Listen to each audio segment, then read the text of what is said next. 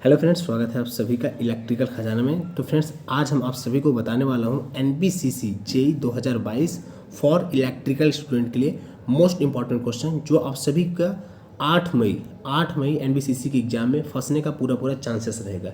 Dear friend, बता देना चाहता हूँ मैं अपने इस वीडियो में आप सभी का नेटवर्क थ्योरी और उसके साथ साथ electromagnetic field theory, electrical materials, electrical instrumentation and measurements, इसके साथ साथ पावर प्लांट और transmission and distribution of electrical power, electrical switch gear and protections, उसके साथ एस्टिमेशन एंड कॉस्टिंग में अर्थिंग एंड वायरिंग से क्वेश्चन, उसके साथ साथ यूटिलाइजेशन ऑफ इलेक्ट्रिकल एनर्जी और उसके साथ साथ इलेक्ट्रिकल मशीन फर्स्ट और इलेक्ट्रिकल मशीन सेकेंड के मोस्ट इंपॉर्टेंट क्वेश्चन को हम कवर करेंगे अपने इस पार्ट की वीडियो में। हमारा पार्ट नंबर 1 वीडियो है। अभी इसके बाद एक पार्ट और हम लाएंगे। उस पार्ट में आप सभी का पावर इलेक्ट्रॉनिक एंड ड्राइव्स के question, control system, signal and system, engineering mathematics और basic electronic engineering, analog electronics, communication engineering, digital electronics, microprocessor, microcontroller, PLC, SCADA, automation और आप सभी के कंप्यूटर से रिलेटेड कुछ क्वेश्चन और आईएमईडी, आईएमआरई और एनर्जी कंजर्वेशन से कुछ क्वेश्चन, वो सारा इंक्लूड करा करके हम पार्ट 2 में लाएंगे। तो चलिए, फर्स्ट पार्ट में जो सारा सब्जेक्ट बोले हैं इनका मोस्ट इंपॉर्टेंट क्वेश्चन आप सभी का क्विक रिवीजन हम करा रहे हैं आप सभी के according to exam point of view से। तो इस वीडियो को आप लोग पूरा सीन कर लीजिएगा, वीडियो को बीच में ना छोड़िएगा, ठीक है, पूरा एकदम लास्ट तक सीन कीजिएगा। ये इंपॉर्टेंट क्वेश्चन रहेंगे आप सभी के। देखिए, यहाँ पे हम क्वेश्चन ऑब्जेक्टिव क्वेश्चन नहीं कराने वाले हैं आप सभी का। इस वीडियो में हम क्विक रिवीजन कराएंगे, मतलब जो भी आप सभी का इंपॉर्टेंट टॉपिक है जो आप सभी को रीड करना चाहिए और जो आप सभी को ध्यान दे करके एग्जाम में जाना चाहिए, उनको हम थोड़ा क्विक रिवीजन कराएंगे अपनी इस वीडियो में, ठीक है। पर उससे पहले अपने बात और करना चाहेंगे, अगर आप चैनल पे नए हैं और टेक्निकल स्टूडेंट हैं, कहने मतलब आप बीटेक के हैं, पॉलिटेक्निक के हैं, फिर आईटीआई के हैं और आप जेईई की प्रिपरेशन करते हैं, आप टेक्निकल वैकेंसी की तैयारी करते हैं, तो तुरंत ही चैनल को सब्सक्राइब कर दीजिए ताकि डियर फ्रेंड आप सभी के लिए देखिए हम इंजीनियरिंग से रिलेटेड, आप सभी के टेक्निकल जॉब से रिलेटेड जितनी भी इन्फॉर्मेशन अपडेट आती रहती है उन्हें आप तक हम पहुंचाने की पूरी कोशिश करते हैं। तो अगर आपने हमारे चैनल को अभी तक सब्सक्राइब नहीं किया है तो तुरंत चैनल को सब्सक्राइब कर दीजिए ताकि आप सभी को टेक्निकल से रिलेटेड जितनी भी वैकेंसी आती हैं, फिर चाहे वो आईटीआई हो, चाहे पॉलिटेक्निक हो, फिर चाहे बीटेक का हो और किसी भी ब्रांच के लिए हो, उनको हम आप तक पहुंचाने की पूरी कोशिश करते हैं। तो अगर आप हमारे चैनल को अभी तक सब्सक्राइब नहीं किया है फ्रेंड्स तो चैनल को सब्सक्राइब कर दीजिए और ये चैनल अपने दोस्तों में भी शेयर कर दीजिए ताकि आप सभी के दोस्त जितने आप सभी के ग्रुप सर्कल्स हैं सब टेक्निकल वैकेंसियों से हमेशा ऑलवेज इन्फॉर्म रहें। तो चलिए फ्रेंड, वीडियो को स्टार्ट करते हैं। फर्स्ट ऑफ ऑल हम क्वेश्चन देखेंगे नेटवर्क थ्योरी के, ठीक है। तो देखिए, बात कर लेते हैं पहले हम यूनिट एंड डायमेंशन से। देखिए, यूनिट डायमेंशन से बहुत सारा क्वेश्चन आता है, ठीक है। तो आप सबके सामने है यूनिट। तो फर्स्ट ऑफ ऑल रेजिस्टेंस का जो यूनिट होता है, देखिए क्वेश्चन तो आप लोग को सब पता होगा लेकिन हम इसमें क्या करा रहे हैं, क्विक रिवीजन करा रहे हैं। तो इसमें हो सकता है बहुत सारे क्वेश्चन आपको पता भी हो, बहुत सारे क्वेश्चन ना भी पता हो, ठीक है। तो रेजिस्टेंस का जो यूनिट होता है वो ओम होता है और डायमेंशन होता है ml² T⁻³ A⁻²। रजिस्टिविटी का जो यूनिट होता है वो होता है ओम मीटर और इसका जो डायमेंशन होता है वो ml³ T⁻³ A⁻²। और कंडक्टिविटी का जो यूनिट होता है वो होता है महो पर मीटर या फिर इसको बोलते हैं साइमन्स पर मीटर, ठीक है। देखिए, क्विक रिवीजन कराते हुए चलेंगे, बस आप लोग थोड़ा ध्यान से सुनिएगा और चीज़ों को बस देखते हुए मेरा साथ दीजिएगा, सारा चीज़ रिवाइव हो जाएगा, ठीक। तो इसका जो यूनिट होता है m⁻⁻1 L⁻³ T⁻³ और वोल्टेज का जो यूनिट होता है वो होता है वोल्ट। अगर इसका डायमेंशन की बात करूँ तो इसका होता है ml² T⁻³ A⁻1।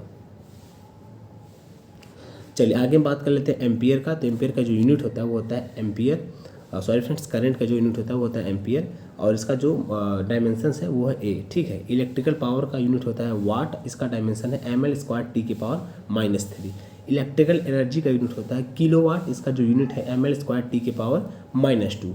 चलिए आगे, परमिटिविटी का जो यूनिट होता है वो होता है फैरेड पर मीटर और इसका जो डायमेंशंस होता है वो होता है m⁻⁻1 L⁻³ T⁻⁴ A⁻²। Electric field intensity का जो यूनिट होता है वो होता है वोल्ट पर मीटर और या फिर न्यूटन पर कूलम होता है। इसका जो यूनिट होता है, डायमेंशंस होता है वो होता है ml T⁻³ A⁻⁻1। चलिए आगे इसी सीक्वेंस में इलेक्ट्रिक फ्लक्स डेंसिटी, इसका जो यूनिट होता है वो होता है सेम केल्विन पर मीटर स्क्वायर। इसका जो यूनिट होता है, डायमेंशंस होता है ml T⁻³ A⁻1। चलिए आगे बात कर लेते हैं कैपेसिटेंस का जो यूनिट होता है वो होता है फैरेड। क्या होता है, फैरेड होता है। इसका जो डायमेंशंस होता है m⁻⁻1 L⁻² T⁻⁴ A⁻²। चलिए आगे, इंडक्टेंस का जो यूनिट होता है वो होता है हेनरी। हेनरी होता है। इसका जो डायमेंशंस होता है ml के पावर 2 t के पावर -2 a के पावर -2। पर मीटर की जो यूनिट होती है वो होती है हेनरी पर मीटर। इसका जो डायमेंशंस होता है ml t के पावर -2 a के power -2। Magnetic flux density, magnetic flux density का यूनिट होता है टेस्ला, या फिर इसी को बोलते हैं टेस्ला को ही बोला जाता है वेबर पर मीटर स्क्वायर। अगर कहीं क्वेश्चन आ जाए एक टेस्ला बराबर क्या होता है, तो एक टेस्ला बराबर होता है वेबर पर मीटर स्क्वायर। इसका जो डायमेंशंस होता है ml के पावर -1 t के पावर -2 a के पावर -1। ठीक है, चलिए आगे। मैग्नेटिक फील्ड इंटेंसिटी, इसका जो यूनिट होता है एम्पियर पर मीटर या फिर ऑर्स्टेड और या फिर न्यूटन पर वेबर होता है। इसका जो डायमेंशंस होता है m t के पावर -2 a के पावर -1। एमएफ का यूनिट होता है एम्पियर टन, या फिर इसी को एम्पियर टन को देखिए आप गिलबर्ट भी बोल सकते हैं। क्या बोल सकते हैं? गिलबर्ट। ये अच्छा क्वेश्चन है। इसका जो डायमेंशंस होता है वो होता है a। ठीक है, चलिए आगे नेक्स्ट क्वेश्चन। रिलक्टेंस, रिलक्टेंस का जो यूनिट होता है वो होता है एम्पियर टन पर वेबर, या फिर इसी को बोलते हैं पर हेनरी। इसका जो डायमेंशंस होता है वो होता है m के पावर -1 l के पावर -2 t के पावर 2 a के पावर 2। चलिए आगे। परमियंस, परमियंस का जो यूनिट होता है वेबर पर एम्पियर टन होता है। इसका जो डायमेंशंस होता है m l के पावर 2 t के पावर -2 a के पावर -2। ल्यूमिनस फ्लक्स का यूनिट होता है वो होता है ल्यूमेन। इसका जो डायमेंशंस होता है m l पावर 2 t के पावर -3। इल्यूमिनेशन का जो फ्रेंड्स यूनिट होता है वो होता है लक्स, या फिर देखिए एक लक्स को आप बोल सकते हैं एक ल्यूमेन पर मीटर स्क्वायर। तो इसकी जब डायमेंशन की बात करें तो यहाँ पे होता है m t के पावर -3। चलिए आगे। अब हम बात कर लेते हैं रजिस्टर के बारे में। रजिस्टर क्या होता है? रेजिस्टेंस, तो किसी कंडक्टर में फ्लो होने वाले करंट को जो भी अवरोध मिलता है उसको हम कहते हैं रेजिस्टेंस। ठीक है, तो रेजिस्टेंस का जो फार्मूला होता है वो होता है R बराबर रो एल बाई ए। क्या होता है? R बराबर रो एल बाई ए। देखिए आगे। If wire is stretch in n times, तो अगर जैसे कोई वायर है उसको खींच दिया जाता है n टाइम्स, मतलब n गुना, तो जो न्यू रेजिस्टेंस होगा उसका मतलब न्यू रेजिस्टेंस की वैल्यू कितनी होगी? तो न्यू रेजिस्टेंस का वैल्यू होगा R डैश बराबर n स्क्वायर इंटू R। ठीक है, ये डायरेक्ट फार्मूला है। आगे देखिए। If wire is compressed n times, अगर कोई वायर है उसे आप दबा दें कितने टाइम्स? n टाइम्स, n गुना, तो न्यू रेजिस्टेंस की वैल्यू कितनी होगी?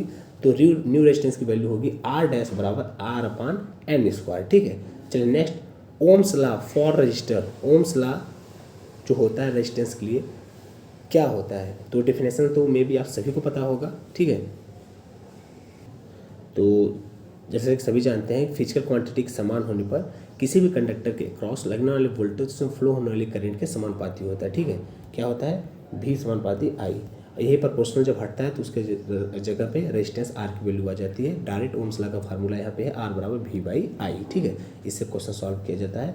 चलिए आगे। Series combination of resistance, series combination करना है रेजिस्टेंस का, तो सभी को जितने भी रेजिस्टेंस है किसी भी ब्रांच में सभी को ऐड कर दीजिए डायरेक्ट। ठीक है, चलिए आगे।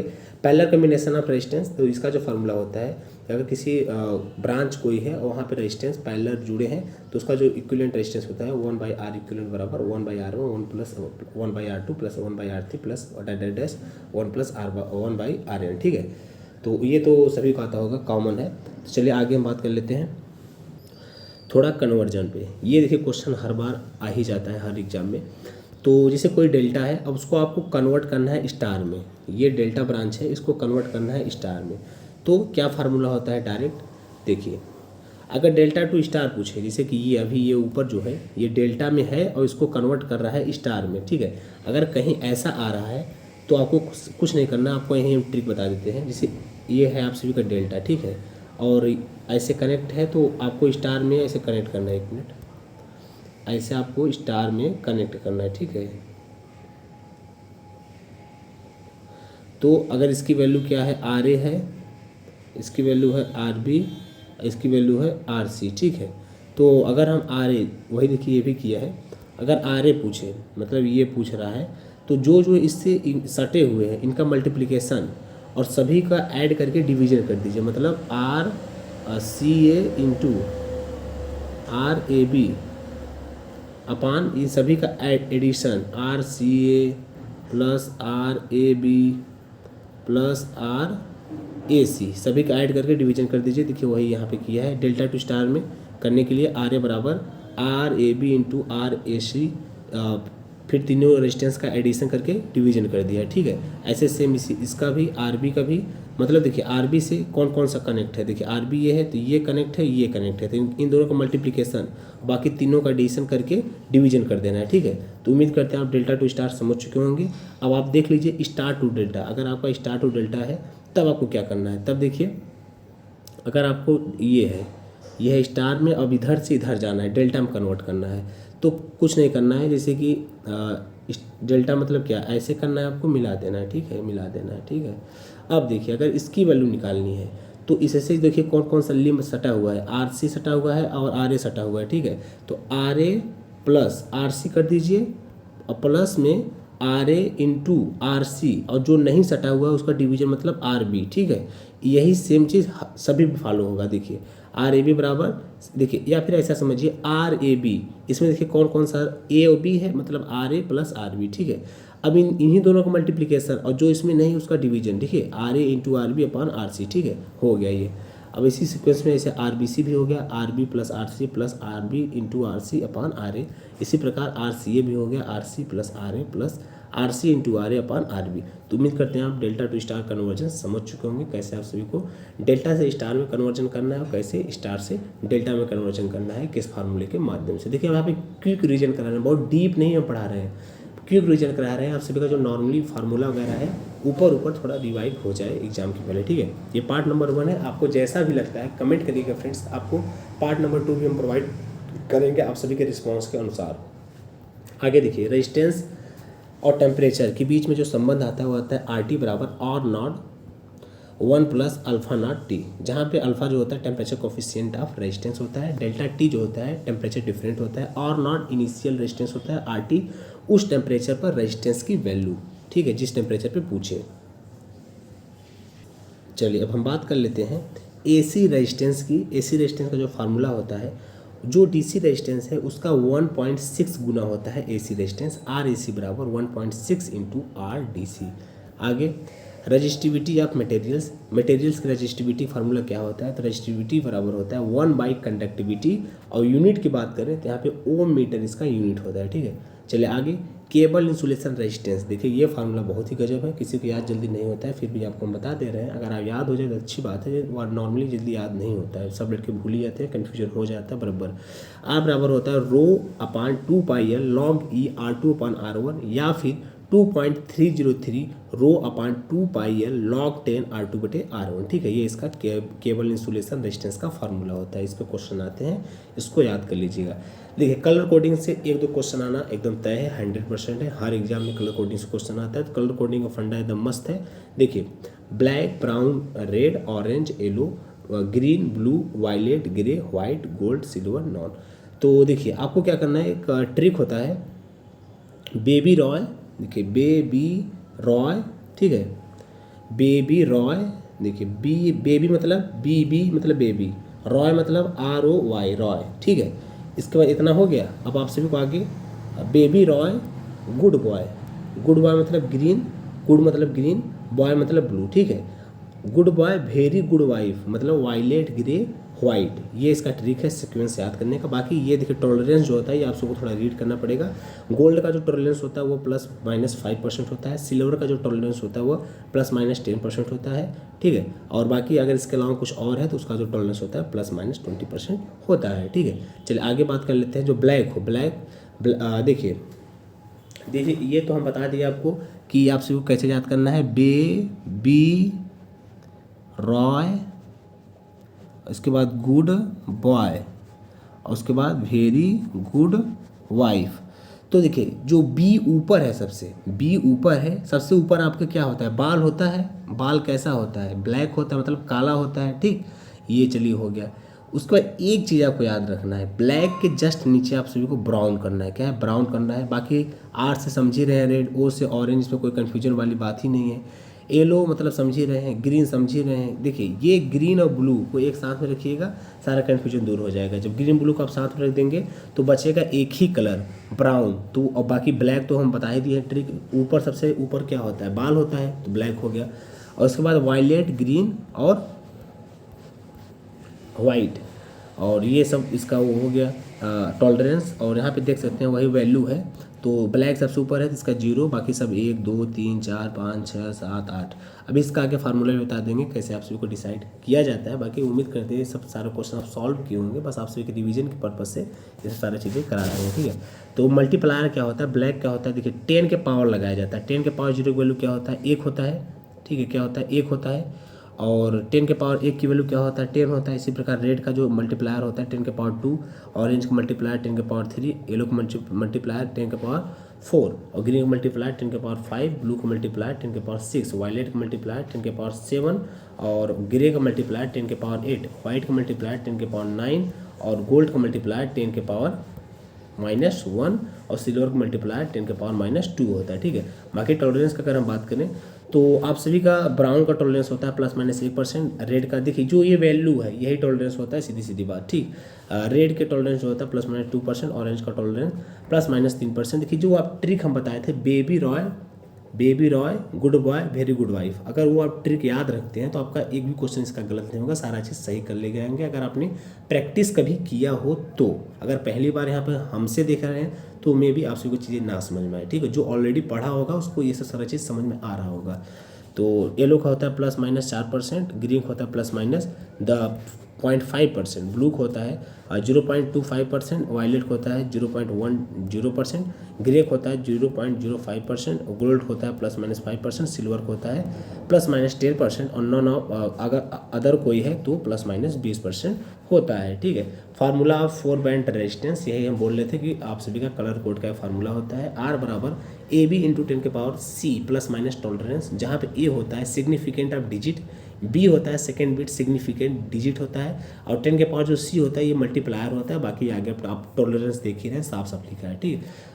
तो यहाँ पे तो क्वेश्चन है नहीं तो क्वेश्चन तक आते तो सारा चीज़ क्लियर हो जाता है। लेकिन उम्मीद करते हैं अगर आप पढ़े होंगे, पहले क्वेश्चन सॉल्व किए होंगे, तो आप चीज़ें समझ चुके होंगे, आपका रिवीजन हो चुका होगा, ठीक है। तो चलिए आगे बढ़ते हैं सिक्वेंस में नेक्स्ट सब्जेक्ट की ओर। तो अब आपका सब्जेक्ट आ चुका है इलेक्ट्रिकल मटेरियल्स का। तो कुछ क्वेश्चन देखिए यहाँ का diamagnetic, paramagnetic, ferromagnetic, anti ferromagnetic, यहाँ से क्वेश्चन बहुत सारा आता है आप सभी के एग्जाम में। लड़के बहुत ज़्यादा कंफ्यूज होते हैं और बहुत ज़्यादा गलती भी करते हैं, इसी वजह से हम इस टॉपिक को यहाँ पे इंक्लूड किए हैं। तो देखिए डाईमैग्नेटिक क्या होता है, एग्जाम्पल डाईमैग्नेटिक अगर एग्जाम्पल की हम बात करें तो इनर्ट गैस मेनी मेटल्स जैसे कि चांदी, कॉपर, और non magnetic elements bismuth, silicon, phosphorus, sulphur, many ion जैसे Na+, chlorine minus, and their salts, और आपके H2N2 H2O most organic compounds, ये सब जो होते हैं आप सभी के डाईमैग्नेटिक मटेरियल होते हैं। एटॉमिक मैग्नेटिक बिहेवियर की अगर बात करें तो atom have no magnetic moment, susceptibility is small and negative. तो यहाँ पे कोई भी मैग्नेटिक मोमेंट नहीं होता है एटम्स के बीच में, और ससेप्टिबिलिटी की अगर बात करें तो बहुत छोटा और स्मॉल होता है, ठीक है। बाकी इसका ग्राफ है आगे तो आप देख सकते हैं, बाकी ये इसका स्ट्रक्चर है, ठीक, इसके डोमेन्स का स्ट्रक्चर्स है। और आगे पैरामैग्नेटिक, तो देखिए पैरामैग्नेटिक एग्जाम्पल जो है aluminium, some diatomic gases जैसे O2, NO, ions of transition metal and rare earth metals and their salt rare earth oxide, ये इसके एग्जाम्पल्स हैं। बाकी इलेक्ट्रिकल प्रॉपर्टी की अगर बात करें तो atoms have randomly oriented magnetic moment, susceptibility is small and positive. तो जो इसके एटम्स होते हैं, इसके एटम्स के डाइपोल जो होते हैं वो रेंडमली कहीं भी मूवमेंट करते रहते हैं इधर उधर, और इसकी ससेप्टिबिलिटी जो होती है बहुत छोटा और पॉजिटिव में होता है। ये इसका डायग्राम है, स्ट्रक्चर है, और ये इसका आगे वेवफॉर्म है, ठीक है।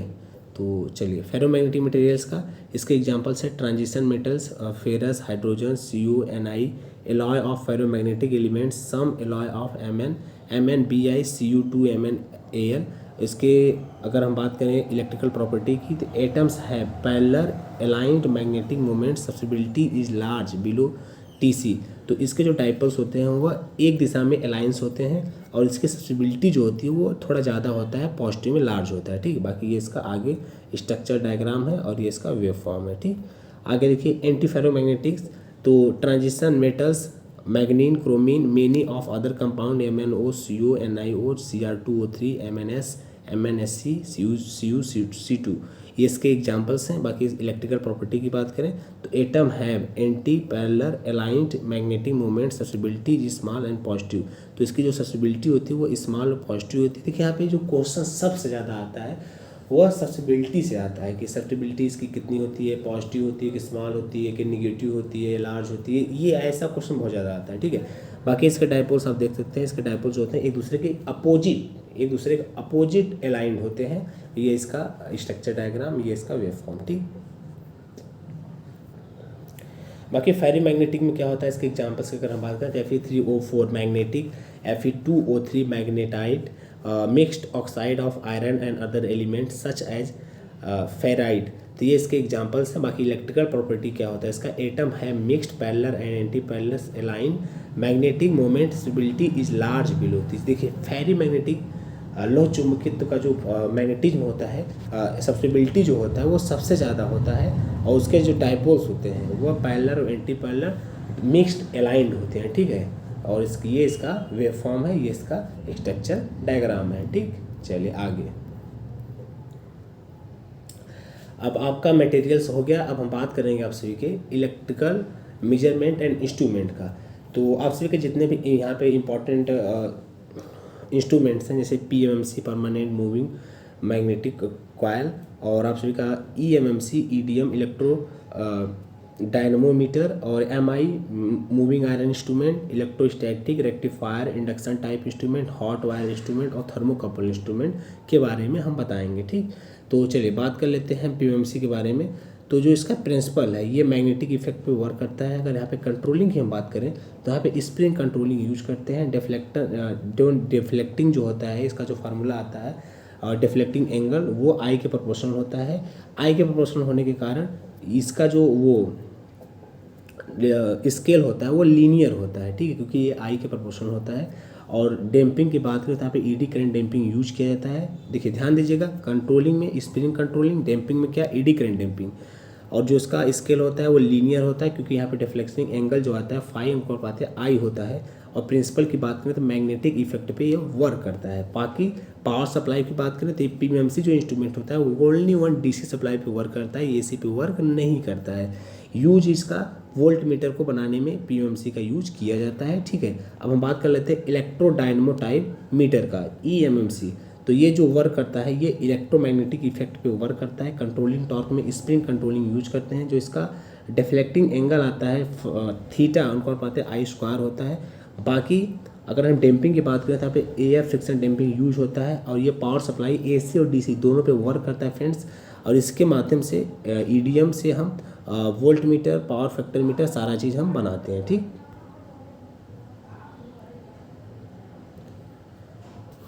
Volt meter, ammeter, watt meter, power factor meter, frequency meter, ये सब सारा चीज़ हम EDM से बना सकते हैं, इलेक्ट्रोडायनमो टाइप मीटर से। मूविंग आयरन इंस्ट्रूमेंट की चलिए हम बात कर लेते हैं। तो मूविंग आयरन इंस्ट्रूमेंट जो होता है मैग्नेटिक इफेक्ट पे वर्क करता है। ग्रेविटी स्प्रिंग हम इसमें यूज करते हैं कंट्रोलिंग के लिए।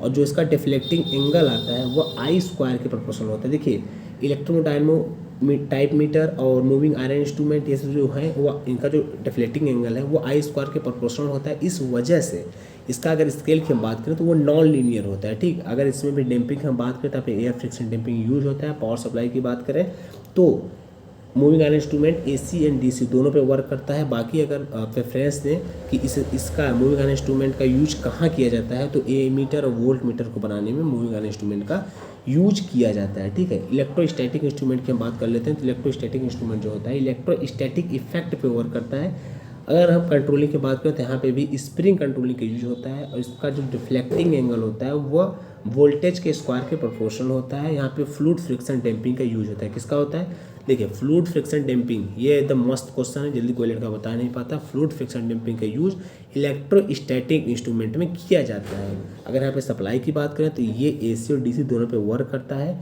और ये वोल्ट मीटर की तरह यूज किया जाता है। किसकी तरह, वोल्ट मीटर की तरह। ठीक है, अब आगे हम बात कर लेते हैं रेक्टिफायर का। तो रेक्टिफायर जो होता है वो मैग्नेटिक इफेक्ट पे वर्क करता है। यहाँ पे स्प्रिंग कंट्रोलिंग की बात करें तो यहाँ पे स्प्रिंग कंट्रोलिंग यूज करते हैं। यहाँ पे डिफ्लेक्टिंग एंगल जो होता है वो डायरेक्टली आई के प्रोपोर्शनल होता है। इस वजह से रेक्टिफायर का अगर स्केल की हम बात करें तो लीनियर होता है। और यहाँ पे डैम्पिंग की बात करें तो यहाँ पे ईडी करंट डैम्पिंग यूज करते हैं। और सप्लाई की बात करें तो यह रेक्टिफायर जो होता है वो एसी और डीसी दोनों सप्लाई पे वर्क करता है। अगर यहाँ पे प्रेफरेंस की बात करें तो एमीटर और वोल्ट मीटर को बनाने के लिए रेक्टिफायर का हम यूज कर सकते हैं, ठीक है। चलिए इंडक्शन टाइप इंस्ट्रूमेंट, तो ये इंडक्शन इफेक्ट पे वर्क करता है। अगर इसमें हम कंट्रोलिंग की बात करें तो यहाँ पे स्प्रिंग कंट्रोलिंग यूज होता है। और यहाँ पे डिफ्लेक्टिंग एंगल की बात करें तो यह फाई जो होता है IRMS के स्क्वायर के प्रोपोर्शनल होता है। ईडी करंट डैम्पिंग यहाँ पे यूज करते हैं। क्या करते हैं, ईडी करंट डैम्पिंग हम यूज करते हैं। ओनली वन AC पे वर्क करता है इंडक्शन टाइप इंस्ट्रूमेंट।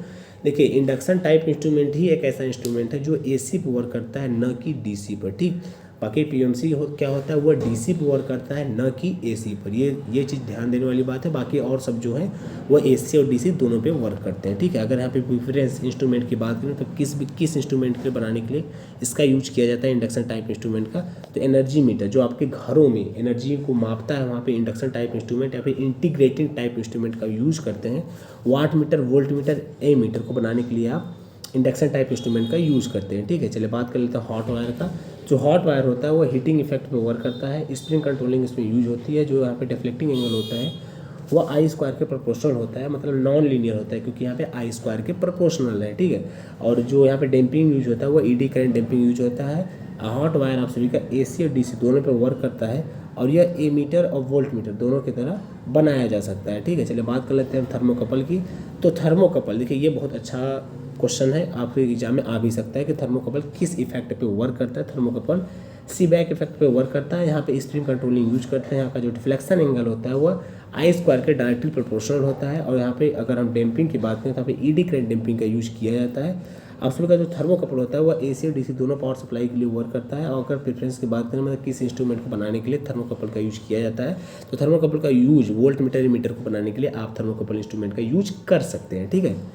तो चलिए आप सभी का इलेक्ट्रिकल मेजरमेंट इंस्ट्रूमेंट के जो इंपॉर्टेंट क्वेश्चन थे हम उनको बता चुके हैं। अब चलिए हम आगे बढ़ते हैं नेक्स्ट सब्जेक्ट की तरफ, आप सभी के पावर प्लांट की तरफ, ठीक। बस आप लोग हमारा साथ देते रहिए। आप सभी का मैं सारा सब्जेक्ट आज फर्स्ट पार्ट में आधा सब्जेक्ट रिवाइव करा दूंगा। जो भी सब्जेक्ट 7-8 तो बचेंगे वो सेकंड पार्ट में हम रिवाइव करा देंगे। बस आप लोग का थोड़ा रिस्पांस चाहिए, प्यार चाहिए।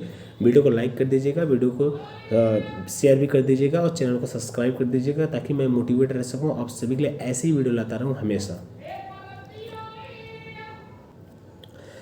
तो स्टार्ट करते हैं पावर सिस्टम। तो पहला चीज़, a system that deals with the business of generation, transmission, distribution of electrical energy, इसी पूरे सिस्टम को कहते हैं पावर सिस्टम। तो देखिए पावर सिस्टम में क्या होता है, फर्स्ट ऑफ ऑल जनरेशन होता है, इलेक्ट्रिसिटी का जनरेशन होता है। फिर जनरेशन करने के बाद हम क्या करते हैं, ट्रांसमिशंस करते हैं। अलग अलग सब स्टेशन में उसका ट्रांसमिशन करते हैं, ठीक है। सब स्टेशन में आने के बाद उसका हम वहाँ से हम डिस्ट्रीब्यूशन करते हैं। खैर यहाँ पे 3 टॉपिक लिखा है, एक टॉपिक और होना चाहिए लास्ट में, चौथे पॉइंट पर यूटिलाइजेशन। क्या होना चाहिए, यूटिलाइजेशन, ठीक है। यूटिलाइजेशन होना चाहिए, ठीक है। उसका उपयोग लास्ट में डिस्ट्रीब्यूशन के बाद उसका उपयोग किया जाता है, ठीक है। बात कर लेते हैं पावर सिस्टम फंक्शन की। तो देखिए source of fuel, energy conservation, transmission and distribution, energy conservation, utilization. यहाँ पे देखिए 4 टॉपिक दिया है, एकदम बढ़िया, ठीक है। अगर स्टोरेज की बात करें तो ESMES, compressed air, fly wheel, inverter, UPS, ये सब सारे स्टोरेज डिवाइस हैं। तो आप इनके बारे में देख सकते हैं अच्छे से। ESMES क्या है, super conducting magnetic energy store क्या है। और एनर्जी सोर्स में चलिए हम बात कर लेते हैं। देखिए तो चलिए इसको भी बता ही देते हैं। तो अगर इसके हम पार्ट की बात करें, super conducting magnetic energy store का, तो सुपर कंडक्टिंग कॉइल होता है, एक होता है क्रिस्टो स्टेट होता है, बाकी एक होता है क्रायोजेनिक रेफ्रिजरेटर। तो अगर एनर्जी स्टोर की हम बात करें तो in form of magnetic energy, magnetic form के रूप में ये एनर्जी को स्टोर करता है। कंप्रेस्ड एयर क्या होता है, देखिए पॉइंट नंबर 2, कंप्रेस्ड एयर क्या होता है। ये देखिए कोई हम अब कोई डीप टॉपिक नहीं पढ़ा रहे हैं, हम नॉर्मली बस टॉपिक चीज़ों को बता रहे हैं ताकि आपसे क्विक रीजन हो एग्जाम पॉइंट ऑफ व्यू से, ठीक है। आप लोग ये ना समझिएगा कि अब किसी टॉपिक को हम एकदम घुस जाए, अंदर घुस नहीं रहे हैं, बस हम ऊपर बताते हुए आगे निकल रहे हैं, ठीक। तो कंप्रेस्ड एयर क्या है, high pressure compressed air storage in large space, ये होता है आप सभी का compressed air. Type of generating unit की बात कर लें तो देखिए आप सभी का जनरेशन किन किन टाइप से होता है। तो हाइड्रो कार्बन्स होता है, हाइड्रोकार्बन्स में ऑयल, कोल, नेचुरल गैस, ये सब सारा इंक्लूड होता है। इसके बाद वाटर्स होता है, वाटर में कैसे, हाइड्रो पावर प्लांट से होता है, हाइड्रो पावर स्टेशन से होता है, ठीक है। न्यूक्लियर में आप सभी का फ्यूजन ऑफ यूरेनियम्स होता है। और एक होता है सोलर से, सोलर पैनल, सभी जानते हैं सोलर पैनल आजकल सबके घरों में लगना है, गांव हो फिर चाहे सिटी हो, सबके घर में आजकल लग ही जाता है सोलर पैनल। बाकी टाइडल भी जानते होंगे, जो समुद्र में आप सभी का ज्वार भाटा आता है, उससे भी इलेक्ट्रिसिटी प्रोड्यूस की जाती है। उसके साथ साथ आप विंड पावर प्लांट और जियो थर्मल से भी एनर्जी प्रोड्यूस की जाती है, ठीक है। ये हो गया आप सभी का जनरेटिंग यूनिट्स। अब चलिए बात कर लेते हैं एनर्जी सोर्सेज के। तो एनर्जी सोर्सेज जो होते हैं वो नॉन कमर्शियल होते हैं और कमर्शियल होते हैं, और रिन्यूएबल एनर्जी सोर्स होते हैं और नॉन रिन्यूएबल एनर्जी सोर्स होते हैं। तो रिन्यूएबल एनर्जी सोर्स में सोलर प्लांट, विंड, हाइड्रो, ये सब रिन्यूएबल एनर्जी सोर्स है। और नॉन रिन्यूएबल एनर्जी सोर्स में कोल, पेट्रोलियम, मतलब ऐसा एनर्जी सोर्स जिसको हम बार बार यूज करें। जैसे सोलर हो गया, धूप रोज़ होगा, आप रोज़ इलेक्ट्रिसिटी प्रोड्यूस कर सकते हैं। विंड, हवा कभी नहीं ख़त्म होगी, वो आएगी आपके पैन से टकराएगी, फिर जाएगी कहीं ना कहीं घूम से, फिर से वो आ जाएगी, ठीक है। हाइड्रो, पानी भी कभी ख़त्म नहीं होने वाला है। आज पैनल पे गिर रहा है, आप फिर जाएगा ज़मीन के अंदर, या फिर वाष्प बन के उड़ेगा, फिर पानी बरसेगा, वो कहीं नहीं जाने वाला है, ठीक है। और ये जो आपका कोल होता है, कोयला और पेट्रोल जो होता है, ये नॉन रिन्यूएबल एनर्जी है। मतलब अगर आप एक बार कोयला के यूज कर दिए, जला दिए, तब वो ख़त्म है, अब मतलब कोयला उसका नहीं बन सकता, ठीक। पेट्रोल भी ऐसे सेम है। और चलिए बात कर लेते हैं हम कॉमर्शियल और नॉन कॉमर्शियल की। तो देखिए जो कॉमर्शियल होता है वो 2 टाइप्स होता है, एक होता है कन्वेंशनल, एक होता है नॉन कन्वेंशनल। तो जिसका उपयोग आप एक बार कर सकें, जैसे देखिए वही चीज़ है, रिन्यूएबल नॉन रिन्यूएबल को आप कन्वेंशनल और नॉन कन्वेंशनल समझ सकते हैं। तो सोलर, विंड जो होता है वो नॉन कन्वेंशनल होता है, मतलब ऐसा जो कभी ना ख़त्म हो, मतलब कभी ख़त्म ही ना हो, अपरंपरागत होता है, मतलब इसका कोई परंपरा नहीं कि ख़त्म हो जाएगा, ये अपरंपरागत स्रोत है। बाकी कन्वेंशनल जो होते हैं वो परंपरागत स्रोत हैं, मतलब कभी ना कभी ख़त्म होंगे ये, मतलब कोल, नेचुरल गैस, हाइड्रो, ये सब कभी ना कभी ख़त्म तो ज़रूर होंगे, ठीक है। चलिए बात कर लेते हैं नॉन कमर्शियल सोर्स का। तो नॉन कमर्शियल सोर्स में 2 टाइप्स होता है, एक होता है एनिमल एनर्जी, जैसे कि गाय, भैंस, जो गोबर होता है उसको सुखा करके भी आप उसको जला सकते हैं, हीट प्रोड्यूस कर सकते हैं, ठीक है। एक होता है नेचुरल, जैसे कि लकड़ी, फ्यूल, पेड़ पौधे की लकड़ियाँ, ये सब जो होते हैं ये आते हैं आप सभी के fuel woods and agriculture residence में, ठीक। चलिए अब हम बात कर लेते हैं फ्रेंड्स आप सभी का नॉर्मली। ये देखिए क्वेश्चन बहुत हाईलाइटेड है, आप बहुत जगहों बचपन से ही पढ़ते आते होंगे कन्वेंशनल और नॉन कन्वेंशनल, एक बार और पढ़ लीजिए। देखिए conventional, they are exhaustible except hydro energy, और non conventional sources of energy have been generally identified in the recent past, they are inexhaustible. आगे देखिए point number 2, they cause pollution when used as they emit smoke and as generally they are pollution free. तो देखिए जैसे आपका धूप हो गया, ठीक है, पानी हो गया, हवा हो गया, ये सब प्रदूषण नहीं फैलाते हैं, पॉल्यूशन फ्री होते हैं। लेकिन आपका ऐसे कोयला हो गया, पेट्रोल हो गया, अब कोयला जलेगा, पेट्रोल जलेगा, लकड़ी जलेगी, तो आप सभी का धुआं भी उत्पन्न होगा, राख भी होगा, तो इससे पॉल्यूशन ज़्यादा होता है, ठीक है। ज़्यादा क्या, बहुत ज़्यादा होता है, ठीक। तो आगे देखिए, आगे their generation and use involve huge expenditure और लो एक्सपेंडिचर रिक्वायर्ड। तो यहाँ पे बहुत ज़्यादा खर्चा होता है, यहाँ पे खर्चा बिल्कुल नहीं होता है। जैसे हाइड्रो पावर प्लांट हो गया, सभी जानते हैं हाइड्रो पावर प्लांट का जो रनिंग कॉस्ट होता है वो बहुत ही कम होता है। हाँ ये होता है कि इनिशियल कॉस्ट थोड़ा हाई होता है डैम वगैरह बनाने में, लेकिन रनिंग कॉस्ट बहुत कम होता है, क्योंकि पानी खरीदा नहीं जाता और पानी फ्री मिलने वाली चीज़ है। जो सोलर पावर प्लांट है उसमें भी जो धूप है या फिर लाइट है वो भी फ्री मिलने वाली चीज़ है, और विंड पावर प्लांट में हवा जो है आप सभी का वो भी फ्री मिलने वाली चीज़ है। तो यहाँ पे इन सब चीज़ों को देखते हुए ये आप सबका लो एक्सपेंसिव होते हैं, और आप सबका जो ये कन्वेंशनल होता है, इसे कोयला, यूरेनियम, पेट्रोल, डीजल, ये सब सारा चीज़ पैसे से खरीदा जाता है, ठीक है। इस वजह से ये महंगे होते हैं इसके अपेक्षा बहुत ज़्यादा, ठीक। तो चलिए आगे इंपॉर्टेंट चीज़ों पर और कवर करते हैं। तो वही चीज़ आगे लिख रहा है, very expensive to maintain store transmit and as they are carried over long distance through transmissions grid. तो देखिए इसका क्या है, जैसे कोयला है, पेट्रोल है, यूरेनियम है, तो उसको आप कहीं से निकालेंगे खादान से, तो उसको आपको ट्रांसपोर्टेशन करना पड़ेगा, मतलब ढोना पड़ेगा, एक जगह से दूसरी जगह पे ढोना पड़ेगा। तो उसके लिए भी आप सभी की पैसा लगेगा उसके लिए भी, और उसका श्रम चार्ज भी लगेगा। लेकिन नॉन कन्वेंशनल में क्या है, यहाँ पे ऐसा कोई चीज़ ही नहीं है, जो प्रकाश है सूर्य से डायरेक्ट आ रहा है, फ्री कॉस्ट, किसी का ना ढोना है ना उतारना है ना कुछ करना है। बाकी पानी अपने आप बह रही है, वो उसका भी कोई वो नहीं है। हवा अपने आप चल रहा है, ना किसी को चलाना है ना कुछ करना है, तो सब बहुत मतलब लो कॉस्ट पड़ जाता है। ठीक है, यहाँ पे लेस एक्सपेंसिव होता है ये, मतलब conventional, non conventional less expensive होता है, और कन्वेंशनल जो होता है वो बहुत ज़्यादा वेरी एक्सपेंसिव होता है। ठीक, अगर एग्जाम्पल की हम बात कर लें तो एग्जाम्पल तो कब से हम दे रहे हैं, तो आप सभी का एग्जाम्पल क्लियर हो चुका होगा। Example are coal, natural gas, water, fire, wood, ये सब एग्जाम्पल्स हैं आप सभी के नॉन कन्वेंशनल के। और कन्वेंशनल के एग्जाम्पल्स है geothermal energy, solar energy, wind energy, tidal energy, biogas energy. Tidal energy भी अपने आप में क्या है, नॉन कन्वेंशनल एनर्जी सोर्स है, क्योंकि समुद्र में जो ज्वार भाटा आता है वो कोई ढकेलता नहीं है, ना कोई खींचता है, ना कोई पैदा करता है, वो अपने आप आती है। तो पृथ्वी चंद्रमा की ग्रेविटी के कारण ऐसा होता है, वो आप पढ़ेंगे तो आपको क्लियर हो जाएगा क्यों आता है, कैसे आता है। लेकिन होता क्या, होता तो अपने आप है नेचुरल द्वारा, कोई आर्टिफिशियल तो कोई कर नहीं रहा है कि ज्वार भाटा ला रहा है। इस वजह से ये नॉन कन्वेंशनल एनर्जी सोर्स के अंतर्गत आते हैं। ठीक है, चलिए आगे बात कर लेते हैं इंडिया पावर जनरेशन की। तो सबसे ज़्यादा सेंट्रल सेक्टर है इसका, जो मेगावाट कैपेसिटी की हम बात करें तो 94,027, माफ़ कीजिएगा, प्राइवेट सेक्टर सबसे ज़्यादा है, ये सबसे कम है। ठीक है, सेंट्रल सेक्टर सबसे कम है और सबसे ज़्यादा जो है प्राइवेट सेक्टर्स है, ये 1,75,050 है इसका मेगावाट। ठीक, आगे बात कर लेते हैं पावर जनरेशन की। तो सबसे ज़्यादा अगर पावर जनरेट की बात करें कि सबसे ज़्यादा पावर जनरेट कहाँ होता है, तो आप सभी का थर्मल पावर प्लांट से सबसे ज़्यादा पावर जनरेशन होता है। उसके बाद सेकंड है हाइड्रो पावर प्लांट से, थर्ड है न्यूक्लियर पावर प्लांट से, और चौथा है रिन्यूएबल पावर प्लांट से जनरेशन होता है। तो अगर नियर अबाउट डाटा की बात करें तो डाटा आपके सामने है, थर्मल पावर प्लांट से 2,31,421 मेगावाट पावर का जनरेशन होता है।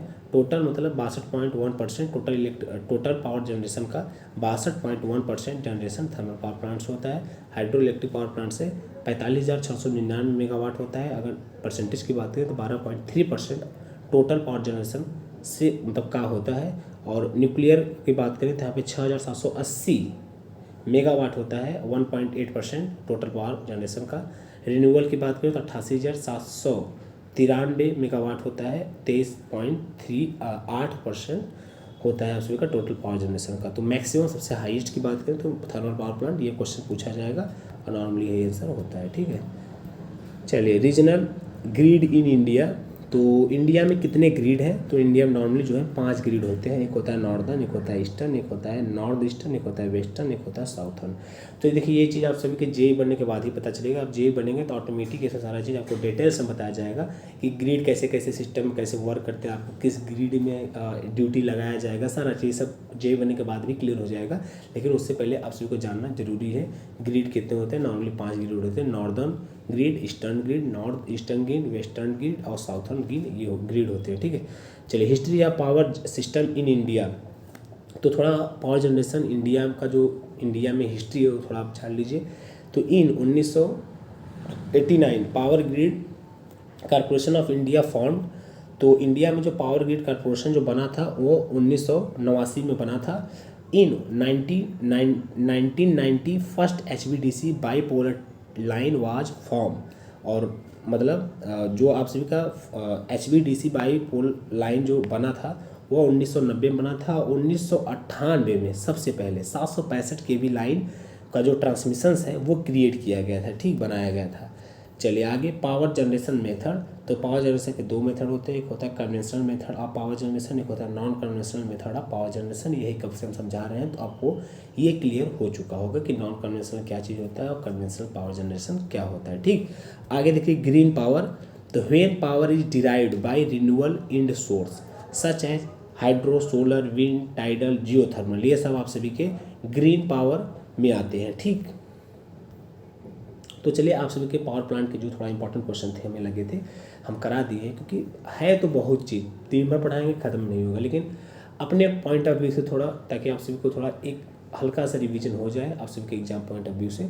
वीडियो को फ्रेंड लाइक कीजिएगा, चैनल को सब्सक्राइब कीजिएगा, ताकि मैं हमेशा आप सबके प्रति मोटिवेट रह सकूँ, आप सभी के लिए ऐसे ही वीडियो लाता रहूँ। सबसे बड़ी बात है मैं रोज़ आप सभी के लिए टेक्निकल के vacancy related full notification update आप तक पहुंचाता रहता हूं, कहीं ना कहीं से कुछ न कुछ रिक्रूटमेंट आप तक पहुंचाता रहता हूं। आप सभी की जो भी महारत्न कंपनी है उनका भी रिक्रूटमेंट जो अच्छी खासी रिक्रूटमेंट रहती है, जिनकी सैलरी अच्छी होती है, परमानेंट जॉब होता है, वो सब सारा इन्फॉर्मेशन अपडेट आप तक पहुँचाता रहता हूँ। तो अगर आपने चैनल को अभी तक सब्सक्राइब नहीं किया और टेक्निकल स्टूडेंट हैं, आप जे की प्रिपरेशन करते हैं और टेक्निकल वैकेंसियों के चक्कर में लगे हैं, तो तुरंत चैनल को सब्सक्राइब कर लीजिए, ठीक है। चलिए अब हम थोड़ा बात कर लेते हैं स्विच गियर एंड प्रोटेक्शन के। किसका? स्विच गियर एंड प्रोटेक्शन का। What is switch gear? तो स्विच गियर जो होता है इसमें स्विचिंग डिवाइस इंक्लूड होती है, कंट्रोलिंग डिवाइस इंक्लूड होता है, आइसोलेटिंग डिवाइस इंक्लूड होती है और प्रोटेक्टिंग डिवाइस भी इंक्लूड होती है। इन सारे चीज़ों को मिला करके स्विचिंग, कंट्रोलिंग, आइसोलेटिंग और प्रोटेक्टिंग, इतने को मिला करके आप सभी बनता है स्विच गियर, ठीक है। तो स्विच गियर डिवाइस में क्या, स्विच गियर डिवाइस में होता क्या क्या है? सर्किट ब्रेकर होता है। सर्किट ब्रेकर किस लिए? स्विचिंग के लिए। फ्यूज क्या होता है? या आइसोलेटिंग के लिए, आप प्रोटेक्टिंग के लिए समझ सकते हैं। सीटी क्या होता है? सीटी का भी यूज करते हैं प्रोटेक्टिंग डिवाइस के रूप में, सीटीपीटी का। डिस्कनेक्टर स्विचेस का आइसोलेटिंग के रूप में डिस्कनेक्टर स्विचेस का यूज हम करते हैं। चलिए आगे, some following feature of switchgear. तो create and discrimination, provide manual and automatic control, reliability, quick operation, ये सब फीचर्स होनी चाहिए स्विच गियर में। तो स्विच गियर में क्या क्या प्रॉपर्टी होनी चाहिए? विश्वसनीय होनी चाहिए, रिलायबिलिटी होनी चाहिए, क्विक ऑपरेशन मतलब जल्दी ऑपरेट हो जाए, और वो मैनुअल और ऑटोमेटिक, जैसे कि उसमें कुछ फॉल्ट आ रहा है कहीं भी स्विच यार्ड है स्विच गियर में, तो अगर इंसान ऑपरेट नहीं कर पा रहा है मैनुअल, तो ऑटोमेटिक भी वो ऑपरेट हो जाए। ये सब क्वालिटी होनी चाहिए आप सभी के, फीचर्स होनी चाहिए स्विच गियर में, ठीक है। चलिए आगे, terminology used in switch gear. Switch gear में कौन कौन सा टर्मिनोलॉजी यूज किया जाता है? तो स्विच गियर में protective zone, dead spot, blind spot in A power systems, primary and backup protection, ये सब सारा चीज़ यूज किया जाता है। अगर प्राइमरी एंड बैकअप प्रोटेक्शन जो होता है वो दो प्रकार का होता है, एक होता है प्राइमरी प्रोटेक्शन, एक होता है बैकअप प्रोटेक्शन। तो the primary protection is the first line of defence and is responsible to protect all the power system element from all type of fault। तो प्राइमरी प्रोटेक्शन का पहला काम होता है कि कुछ भी फॉल्ट आ रहा है तो वो प्राइमरी प्रोटेक्शन देखेगा। इन केस प्राइमरी प्रोटेक्शन कुछ में दिक्कत है उसमें, तो आप सभी का बैकअप प्रोटेक्शन लगाया जाता है, ठीक है। Main protection can fail due to any reason like failure. आप देखिए वही बोल रहा है कि कोई मेन प्रोटेक्शन अगर फेल हो गया किसके वजह से? फेल्योर इन सर्किट ब्रेकर के फेल्योर होने के कारण, फेल्योर इन प्रोटेक्टिव रिले के कारण, failure in tripping circuit, failure in DC tripping voltage, loss of voltage और current supply to the relay, इन सब की वजह से अगर मेन प्रोटेक्शन लाइन फेल हो जाती है तो उसके जगह पे बैकअप प्रोटेक्शन हम यूज करते हैं, फिर वो वर्क करता है, ठीक है। मेथड ऑफ बैकअप प्रोटेक्शन में क्या क्या चीज़ें होती हैं? तो होता है relay backup protection, breakup backup protection, remote backup protection और सेंट्रली कोऑर्डिनेट बैकअप प्रोटेक्शन। ये सब बैकअप प्रोटेक्शन के मेथड हैं, ठीक है। चलिए आगे, cause of fault and effect of fault in power systems. तो फॉल्ट होने के कारण क्या होते हैं और फॉल्ट होने से क्या होता है पावर सिस्टम्स में? तो excessive internal and external stress on the conductors, over voltage due to switching surge, serve lighting strokes, heavy wind, rain and snowfall, ageing of conductor, chemical pollution, perching of bird on the lines. ये सब regions होते हैं आप सभी के fault होने के। तो उम्मीद करते हैं आप इतना इंग्लिश समझ ही रहे होंगे, बहुत ज़्यादा हिंदी कन्वर्ट करने की ज़रूरत नहीं है, क्योंकि आप सभी टेक्निकल स्टूडेंट हैं। खैर इंग्लिश तो मेरे भी वीक है क्योंकि हम भी हिंदी मीडियम के स्टूडेंट हैं, तो खैर पढ़ते पढ़ते अब थोड़ा सही हो गया है टेक्निकल। तो चलिए आगे बात करते हैं इक्विपमेंट, ओवरहेड लाइन।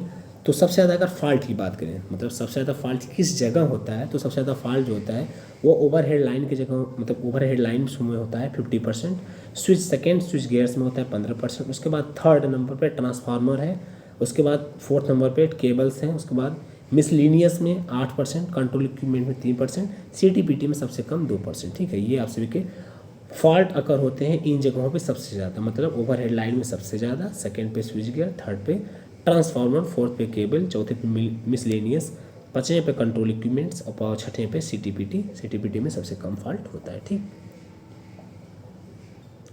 चलिए यहाँ पे हम बात करेंगे नेचर ऑफ फॉल्ट कितने प्रकार के होते हैं। तो the fault are classified, fault जो होता है दो प्रकार का होता है, एक होता है सिमेट्रिकल फॉल्ट, एक होता है अनसिमेट्रिकल फॉल्ट। तो देखिए जो सिमेट्रिकल फॉल्ट होता है वो ज़्यादा खतरनाक होता है। सिमेट्रिकल फॉल्ट में क्या होता है, फॉल्ट होने के बाद सभी फेज में समान करंट जाती है, लेकिन असिमेट्रिकल फॉल्ट में क्या होता है, इसमें फॉल्ट होने के बाद सभी फेज में समान करंट नहीं जाती है। तो देखिए अभी साफ साफ यहाँ पे चीज़ लिख रहा है, symmetrical fault, the symmetrical fault give rise to equal fault current in all in the line. ठीक है, जैसे एग्जाम्पल में LLLG fault, LLL fault, triple L fault, triple LG fault, ये दोनों सिमेट्रिकल फॉल्ट के एग्जाम्पल्स हैं। तो उम्मीद करते हैं आप एग्जाम्पल्स में गलती नहीं करेंगे, क्योंकि एग्जाम में पूछा जाता है कौन सा सिमेट्रिकल फॉल्ट है, कौन सा असिमेट्रिकल फॉल्ट है। ठीक है, तो और असिमेट्रिकल फॉल्ट की बात करें तो ए fault in A power system which give unsymmetrical current in the 3 line with unequal displacement is called unsymmetrical fault. तो अनसिमेट्रिकल फॉल्ट ऐसा फॉल्ट होता है जो फॉल्ट होने के बाद सिस्टम्स में प्रत्येक फेज या प्रत्येक लाइन में समान करंट ना जाए, किसी में ज़्यादा किसी में कम जाए, और उसका जो फेज डिस्प्लेसमेंट है वो इक्वल ना हो। इसमें तो भाई इक्वल रहता है, 120 रहता है, जो पहले वही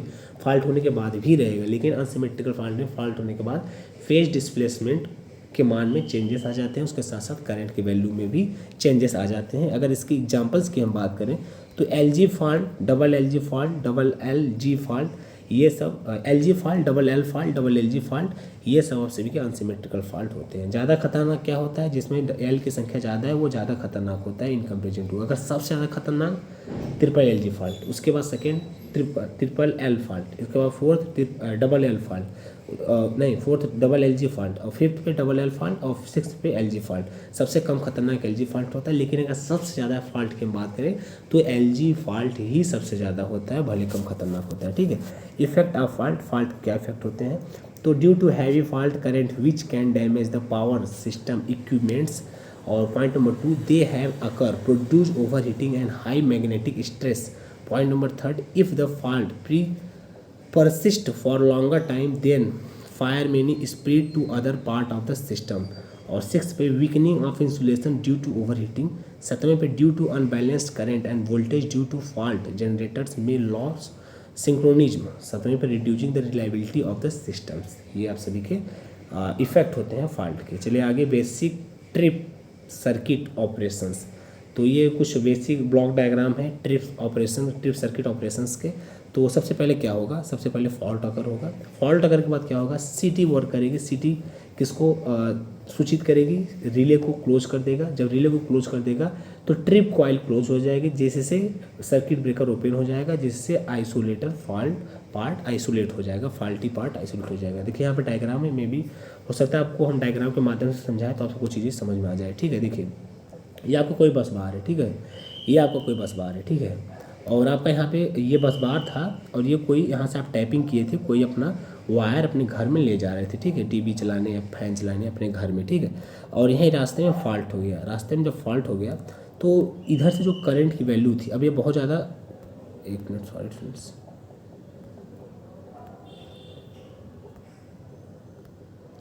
समझिए। तो करंट यहाँ पे बहुत ज़्यादा जाने लगेगा। जब करंट बहुत ज़्यादा जाने लगेगा, सीटी का काम करता है, जैसे 2 एम्पियर करंट जा रहा है तो उसको इधर ये 50 एम्पियर में कन्वर्ट कर देगा। ये सीटी का काम होता है। ठीक है, तो ये काम क्या करेगा, इसको एनर्जाइज कर देगा। जब इसमें करंट जाएगी सीटी से तो इसको ये एनर्जाइज कर देगा। ठीक है, जब एनर्जाइज कर देगा तो ये इसको इधर नीचे की तरफ खींच लेगा। जब नीचे की तरफ खींच लेगा तो ये रिले कंटेक्ट्स जो हैं ये यहाँ पे ये क्लोज हो जाएंगे। जब ये क्लोज हो जाएंगे तो यहाँ पे बैटरी, एक बैटरी से जुड़ा होता है, तो इसमें करंट फ्लो होने लगेगी, तो मतलब सर्कुलेटिंग करंट। अभी तो ये ओपन सर्किट है, लेकिन ये जब इसको ट्रिप कॉइल ट्रिप कर देगा एनर्जाइज होकर के, तो ये पूरा क्लोज हो जाएगा। जब ये क्लोज हो जाएगा तो इसमें से करंट फ्लो कर जाएगी। जब करंट फ्लो कर जाएगी तो ये जो कॉइल है ये भी एनर्जाइज हो जाएगी। तो ये भी जब एनर्जाइज हो जाएगी तो ये थोड़ा डायग्राम गलत बनाया, इसको ऊपर ऐसे कर देना चाहिए था, तो समझाने में ज़्यादा आसानी होती। तो इसको भी ये ट्रिप कर लेगा, मतलब ये खींच लेगा। ठीक है, ये माफ़ कीजिएगा, सही बनाया है, ये सही है, मतलब ऐसे था ये पहले, अब इसको खींच लेगा तो ये इसको डिस्कनेक्ट कर देगा। ठीक, तो ये है इसका ऑपरेशन। उम्मीद करते हैं आप समझ चुके होंगे। चलिए आगे रिले की बात कर लेते हैं। A relay is a electrically operated switch. It consist of a set of input terminals for a single और multiple control signals and a set of operating contact elements.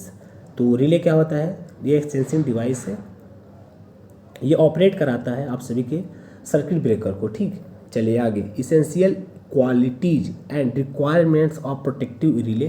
तो कौन सा क्वालिटी होना चाहिए प्रोटेक्टिव रिले के अंदर, तो quality होना चाहिए, रिलायबिलिटी होनी चाहिए, स्टेबिलिटी होनी चाहिए, सेंसिटिविटी होनी चाहिए, एडेक्वेटेंस होनी चाहिए, स्पीड एंड टाइम होनी चाहिए, फास्ट वर्क करना चाहिए और कम समय में, सिलेक्टिविटी एंड डिस्क्रिमिनेशन होना चाहिए, सिंप्लिसिटी एंड इकोनॉमी भी होनी चाहिए। ठीक, तो ये हो गया essential quality and required of protective relay, मतलब प्रोटेक्टिव रिले के अंदर ये सब क्वालिटी मतलब होनी चाहिए। ठीक, अब चलिए नेक्स्ट सब्जेक्ट पे चलते हैं। तो नेक्स्ट सब्जेक्ट है आप सभी का एकदम मस्त, earthing and wiring, estimation and costing. देखिए सिंबल से क्वेश्चन पूछा जाता है आपके हर एग्जाम में, और लड़के सिंबल्स पढ़ के नहीं जाते हैं, नहीं ध्यान देते हैं। ठीक है, क्योंकि जेईई प्रिपरेशंस में एस्टिमेशन कॉस्टिंग तो वो भूल ही जाते हैं, क्योंकि डिप्लोमा में पढ़े रहते हैं, यहाँ पे कोचिंग वगैरह में पढ़ाया नहीं जाता, तो उससे ध्यान ही नहीं देते एकदम। तो चलिए अर्थिंग एंड वायरिंग के कुछ सिंबल्स हम बताएंगे। तो बस सिंबल में बताना है क्या है, बस देखते रहिए, हम टिक लगाते रहेंगे, पढ़ते रहेंगे, आप चीज़ों को बस देखते रहिए। तो एनर्जी मीटर के ये सिंबल्स है। ठीक, इसमें बताना है कि बस देखते रहिए, थोड़ा देख लीजिए अच्छे से, वीडियो को रोक करके देख लीजिए। मेन स्विच एमसीबी का ये सिंबल्स है। डिस्ट्रीब्यूटर का सिंबल्स एक डब्बा रहेगा, बीच में लिखा रहेगा डीबी। उसके बाद सब डिस्ट्रीब्यूटर बोर्ड का एक डब्बा रहेगा, उसमें लिखा रहेगा एसबीडी। उसके बाद स्विच बोर्ड एक डब्बा रहेगा, उसमें लिखा रहेगा एसबी। देखते रहिए। Power circuit main switch MCB एक डब्बा रहेगा, बाकी कुछ इस प्रकार का डायग्राम रहेगा। ठीक है, इलेक्ट्रिक बेल का ये डायग्राम है, इलेक्ट्रिक बेल का। बाकी पुश बटन, बेल बटन का ये डायग्राम। देखिए ये सब चीज़ तो आपको रटना पड़ेगा ना, क्योंकि आप जब कभी जेईई हो जाएंगे, आप वर्क करेंगे, तो चीज़ों को लिखा नहीं जाता, सिंबल के थ्रू प्रदर्शित किया जाता है, तो वो सब सारा चीज़ तो आपको रटना पड़ेगा। चलिए आगे, ब्रैकेट फैन का डायग्राम कुछ इस प्रकार का होता है। ठीक है, चलिए बैटल लैम्प होल्डर का डायग्राम कुछ इस प्रकार होता है। वाटर लाइट लैम्प फिटिंग का डायग्राम कुछ इस प्रकार होता है। बल्क हेड लाइटिंग का डायग्राम कुछ इस प्रकार होता है। उसके बाद प्रोजेक्टर और लैंप विथ रिफ्लेक्टर्स का डायग्राम कुछ इस प्रकार होता है। देखिए कुछ हिंट मिलता है, ऐसा भी नहीं जैसे रिफ्लेक्टर है तो देखिए कुछ कैसा फील हो रहा है, जैसे कोई मूवी देखो राजा महाराजा वाला पुरानी वाली, तो उसमें वो लोग लड़ते नहीं है, पर कोई अपना तलवार वलवार लेकर के, जो क्या बोलते हैं उसको, शील्डिंग टाइप का कुछ रहता है। तो देखिए कुछ ऐसा फील नहीं हो रहा है कि आप रिफ्लेक्टर मतलब ये प्रोटेक्ट कर रहे हैं, मतलब कुल मिलाकर मेरा कहने का सेंस ये, थोड़ा ट्रिक से थोड़ा चीज़ों को समझ कर रिलेट करके चीज़ों को पढ़ेंगे, याद करेंगे, तो वो चीज़ें दिमाग में ज़्यादा दिन तक बैठती है और वो चीज़ें याद हो जाती है। ठीक है, उस गलत होने की संभावना भी बहुत कम होता है। तो बस ये सेंस था, बाकी और कुछ नहीं। चलिए आगे, फ्लूड लाइट का सिंबल्स देखिए कुछ इस प्रकार का होता है। बाकी सायरन का सिंबल्स इस प्रकार का होता है। ठीक है, इंडिकेटिंग लैम्प का सिंबल्स इस प्रकार से होता है। आगे देखिए, पुश बटन स्विच का सिंबल्स ये होते हैं। Push button switch normally close है ये। चलिए, और ये थोड़ा और इधर भी है, इधर आप दो देखते हुए चलिए, क्योंकि नहीं एक ही हो पाएगा। तो distribution board fan light electric का सिंबल्स ऐसा होता है। डिस्ट्रीब्यूशन यन बोर्ड पावर सर्किट ये होता है। बल्ब पॉइंट का ये होता है क्रॉस, ऐसा क्रॉस रहेगा। ठीक है, और वाटर लाइट बल्ब पॉइंट का ऐसा होता है। ठीक, और fan light circuit main switch MCB का डायग्राम ऐसा होता है। उसके बाद स्पॉट लाइटिंग का कुछ ऐसा होता है। एग्जॉस्ट फैन बहुत ज़्यादा पूछा जाता है, ये क्वेश्चन हर बार आ ही जाता है। बाकी फैन रेगुलेटर का ऐसा होता है। सीलिंग फैन का ऐसा होता है। उसके बाद मैनुअल फायर अलार्म का कुछ इस प्रकार का होता है। ऑटोमेटिक फायर डिटेक्टर का कुछ इस प्रकार का होता है। फायर अलार्म इंडिकेटर का कुछ इस प्रकार का होता है। ठीक, bell connected to fire alarm switch कुछ इस प्रकार डायग्राम होता है। बाकी बजर का कुछ इस प्रकार होता है। हॉर्न और हूटर का कुछ इस प्रकार से होता है। और देखिए इसी सीक्वेंस से push button switch normally open का कुछ इस प्रकार से होते हैं। ठीक, push button switch normally open तो कुछ इस प्रकार से होते हैं। चलिए आगे ऐसे ये भी देख लीजिए। इतना अगर आप दिमाग में सेट कर लेंगे तो क्वेश्चन हो ही जाएगा, इतना बहुत है। प्रेशर स्विच नॉर्मली ओपन का कुछ इस प्रकार का होता है। एचआरसी फ्यूज, ये देखिए क्वेश्चन पूछा जाता है। एचआरसी फ्यूज बहुत ज़्यादा पूछा जाता है। एचआरसी फ्यूज का डायग्राम कुछ इस प्रकार का होता है। न्यूट्रल लिंक का डायग्राम है ये। बाकी ऑटो ट्रांसफार्मर का डायग्राम ये है। डीसी मोटर का डायग्राम ये है, एम लिखा रहेगा। और सीधा डीसी मतलब क्या, सीधा मतलब सीधी करंट जाती है ना, अल्टरनेट तो करती नहीं है समय के साथ। एसी मोटर का कुछ इस प्रकार, मोटर सेम वही रहेगा, बस अल्टरनेट उसमें सीधी। ठीक, स्टार डेल्टा स्टार्टर का डायग्राम ये देखिए इंपॉर्टेंट है, ये क्वेश्चन पूछा जाता है। स्टार डेल्टा स्टार्टर, ठीक, और करंट कंट्रोल स्टार्टर का ये होता है। अर्थिंग और अर्थ पॉइंट का ये डायग्राम होता है। और position of fault of frame का ये डायग्राम होता है। जिग जैग कंडक्टर का ये डायग्राम होता है। बाकी आइसोलेटर का ये डायग्राम होता है। ओवरहेड लाइन का ये डायग्राम होता है। उसके बाद जनरल बल्ब और बल्ब आउटलेट का ये डायग्राम होता है। लैंप का ये लैम्प माउंटेड और सीलिंग, तो कोई छत है उससे लैंप लटका है ऐसे, ठीक। और रॉड लैम्प फिक्चर का ये होता है, मतलब सब कुछ वही रॉड लगा दो और क्या। पेनिक लैंप का ये होता है, ठीक। फ्लोरस्केंट लैंप और ट्यूबलाइट का ये होता है, ट्यूबलाइट तो मस्त है एकदम दिख रहा है ट्यूबलाइट ये वो, ठीक। चलिए थोड़ा और देख लीजिए, और भी है, इतना अगर याद कर लेंगे तो काम हो जाएगा। प्रेशर स्विच नॉर्मली क्लोज्ड का ये होता है, रिन्यूअल फ्यूज का ये होता है, ठीक। उसके बाद इंस्ट्रूमेंट ट्रांसफार्मर का कुछ इस प्रकार का होता है। उसके बाद डीसी जनरेटर का कुछ इस प्रकार का होता है, एसी जनरेटर का कुछ इस प्रकार का होता है। और डायरेक्ट ऑनलाइन स्टार्टर का कुछ इस प्रकार का होता है। ऑटो ट्रांसफार्मर का कुछ इस प्रकार का होता है। बाकी ऑटोमेटिक स्टार्टर डीसी मोटर का कुछ इस प्रकार का होता है। उसके बाद चेसिस अर्थ, देखिए ये क्वेश्चन बढ़िया है, चेसिस है ये, देखिए चेसिस टाइप का लग भी रहा है ना। चेसिस अर्थ का डायग्राम ये है, डायग्राम नहीं सिंबल्स। फ्लेक्सिबल कंडक्टर लचकदार है इसलिए मुड़ उड़ गया है एकदम सांप की तरह। एन कंडक्टर्स का तो एक लाइन बनाना, एक क्रॉस बनाना, यहीं लिख देना एन। बाकी अगर एक लाइन है, अगर टू माफ़ कीजिएगा, एक लाइन है अगर टू क्रॉस है मतलब डबल लाइन गई है, ठीक है। एक लाइन है अगर थ्री क्रॉस है मतलब ट्रिपल लाइन गई है, ठीक। थ्री के बाद तो फिर वो एन ओन लगाने लगते हैं, बाकी थ्री के बाद तब नहीं, थ्री के बाद जैसे एन फोर मतलब चार है, चार लाइन गई हुई है। चलिए पावर इलेक्ट्रिक ब्रेकर का सिम्बल्स है ये। और कोएक्सियल केबल का ये सिम्बल्स है, ये कोएक्सियल केबल्स का सिम्बल्स है। वॉल और ब्रैकेट माउंटेड लैंप का ही सिम्बल्स हैं, ठीक। उसके बाद आगे देख सकते हैं चैन लैंप फिक्चर का ये सिम्बल्स हैं। एनर्जी लैंप का मस्त है एकदम, एनर्जी लैंप टाइप का इसलिए भरा है। ल्यूमिनस पुश बटन का ये डायग्राम है। उसके बाद सीलिंग रोज का ये डायग्राम है, ठीक। तो ये चलिए ये आपके अर्थिंग जो भी थे एस्टिमेशन कॉस्टिंग के सिंबल्स इंपॉर्टेंट जो आपके एग्जाम में पूछा जाता है वो हम करा चुके हैं। अब हम बढ़ते हैं electrical machine first and second की तरफ। फिर भी फ्रेंड्स यहाँ पे एक बात फिर कहना चाहेंगे, अगर आपने चैनल को अभी तक सब्सक्राइब नहीं किया है और हम आप सबके लिए इतना मेहनत कर रहे हैं, आप सभी नियर अबाउट 1 घंटे की वीडियो हो गया, 1 घंटे से हम बोल रहे हैं, तो आप हमारे मेहनत पे भी वीडियो को लाइक कर दीजिए, वीडियो को शेयर कर दीजिए अपने ग्रुप में और चैनल को सब्सक्राइब कर लीजिए। चैनल के माध्यम से आप सभी को टेक्निकल के हर वैकेंसी से नोटिफाइड करते रहते हैं। तो अगर आपने चैनल को सब्सक्राइब नहीं किया, हमसे नहीं जुड़े हैं तो चैनल को सब्सक्राइब कर दीजिए।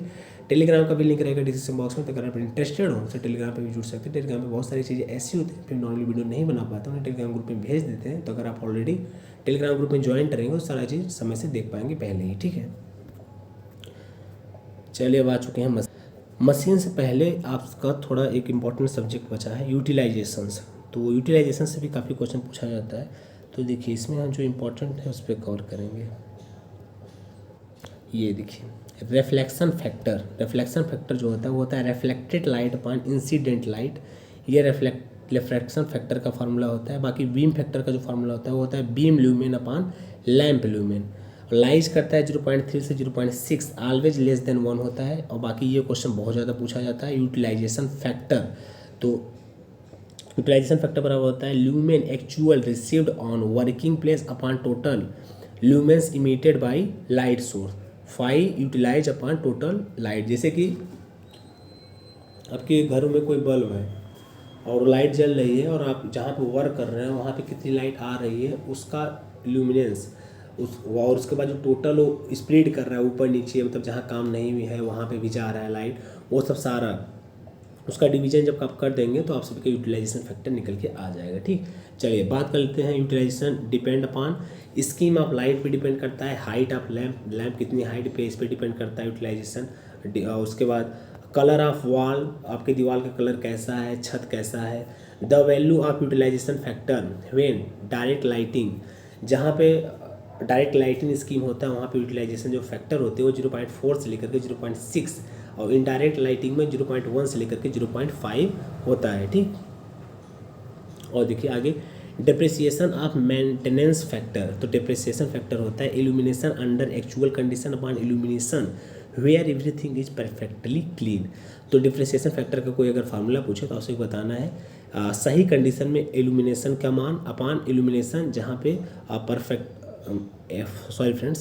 इल्यूमिनेशन अंडर एक्चुअल कंडीशंस, मतलब ख़राब कंडीशन में इल्यूमिनेशन की वैल्यू अपान जब सब कुछ क्लीन हो, लाइट क्लीन हो, आपका घर क्लीन हो, मकान क्लीन हो, दीवार क्लीन हो, तब के कंडीशन में आप सभी की इल्यूमिनेशन की जो वैल्यू होती है इसका डिवीजन जो होता है आप सभी का डिप्रिसिएशन फैक्टर कहलाता है। ठीक है, फॉर क्लीन फिटिंग के लिए 1/1.3, फॉर डर्टी फिटिंग के लिए 1/1.5। Space and height ratio SHR, इसका जो फार्मूला होता है वो होता है horizontal distance between two lamp upon height of lamp above working plane, ये इसका फार्मूला होता है। आगे देखिए SHR always lies between 1 to 2। ठीक, it is depend on the nature of the polar curve of a lamp when used along with it reflector. इधर थोड़ा देखिए, ये इम्पॉर्टेंट है बहुत ज़्यादा। मेंटेनेंस फैक्टर का फार्मूला क्या होता है? अगर इसका वैल्यू की बात करें तो अब 0.4 से 0.8 के बीच में होता है। अगर मेंटेनेंस फैक्टर के फार्मूला की बात करें तो illumination under normal working condition upon illumination when everything is clean. एक प्रकार से ये सेम फार्मूला होता है आप सभी के डिप्रिसिएशन फैक्टर। ठीक है, तो वही सेम चीज़ होता है। चलिए आगे देखिए, रिमेंबर पॉइंट में कुछ इंपॉर्टेंट चीज़ है। हाँ, ये क्वेश्चन देखिए यहाँ से बहुत ज़्यादा पूछा जाता है आप सभी का। ल्यूमिनस फ्लक्स की यूनिट क्या होती है? ल्यूमिन होता है, इसको शो किससे करते हैं? FR5 से शो करते हैं। ल्यूमिनस इंटेंसिटी, कैंडल पावर, इसका यूनिट जो होता है कैंडला होता है, इसको I से शो करते हैं। ल्यूमिनेंस और ब्राइटनेस का जो यूनिट होता है वो कैंडेला पर मीटर स्क्वायर होता है। सिंबल होता है ल्यूमिन पर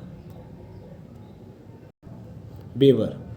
उसके बाद ल्यूमिनस एग्जिस्टेंस जो होता है ल्यूमेन पर मीटर स्क्वायर होता है, इसको M से शो करते हैं। और ल्यूमिनेंस जो होता है ल्यूमेन पर मीटर स्क्वायर या फिर लक्स, देखिए ये इंपॉर्टेंट बहुत ज़्यादा, ये एग्जाम में पूछा जाता है। ल्यूमिनेंस की यूनिट ल्यूमेन पर मीटर स्क्वायर या फिर लक्स होता है, इसको E से शो करते हैं। यहाँ माफ़ कीजिएगा, हमने थोड़ा जल्दीबाजी में यहाँ पे ल्यूमिनेंस और ब्राइटनेस कैडमियम पर कैंडला पर मीटर स्क्वायर होता है, इसको L/B से शो करते हैं। ठीक है, लैम्प इफिशिएंसी ल्यूमेन पर वाट होता है, इसको ईटा से शो करते हैं। ठीक, अब ये देखिए बहुत ही इंपॉर्टेंट है आप सभी के यूटिलाइजेशन में, यहाँ से क्वेश्चन बहुत ज़्यादा पूछा जाता है। Law of illumination of luminance, तो इसमें 3 लॉ होता है। एक होता है जो आप सभी की ल्यूमिनस इंटेंसिटी होती है वो या फिर ल्यूमिनेशन जो होता है वो डायरेक्टली प्रोपोर्शनल होता है ल्यूमिनस इंटेंसिटी ऑफ सोर्स के।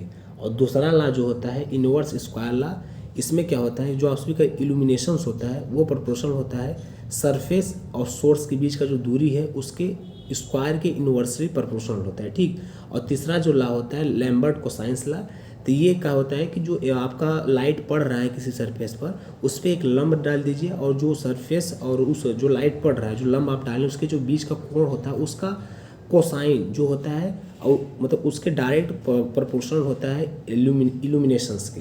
तो ये होता है third law Lambert cosines law. तो चलिए इंग्लिश में थोड़ा पढ़ देते हैं। तो पहला पॉइंट मतलब पहला law E directly proportional to the luminous intensity I of the source E proportional I।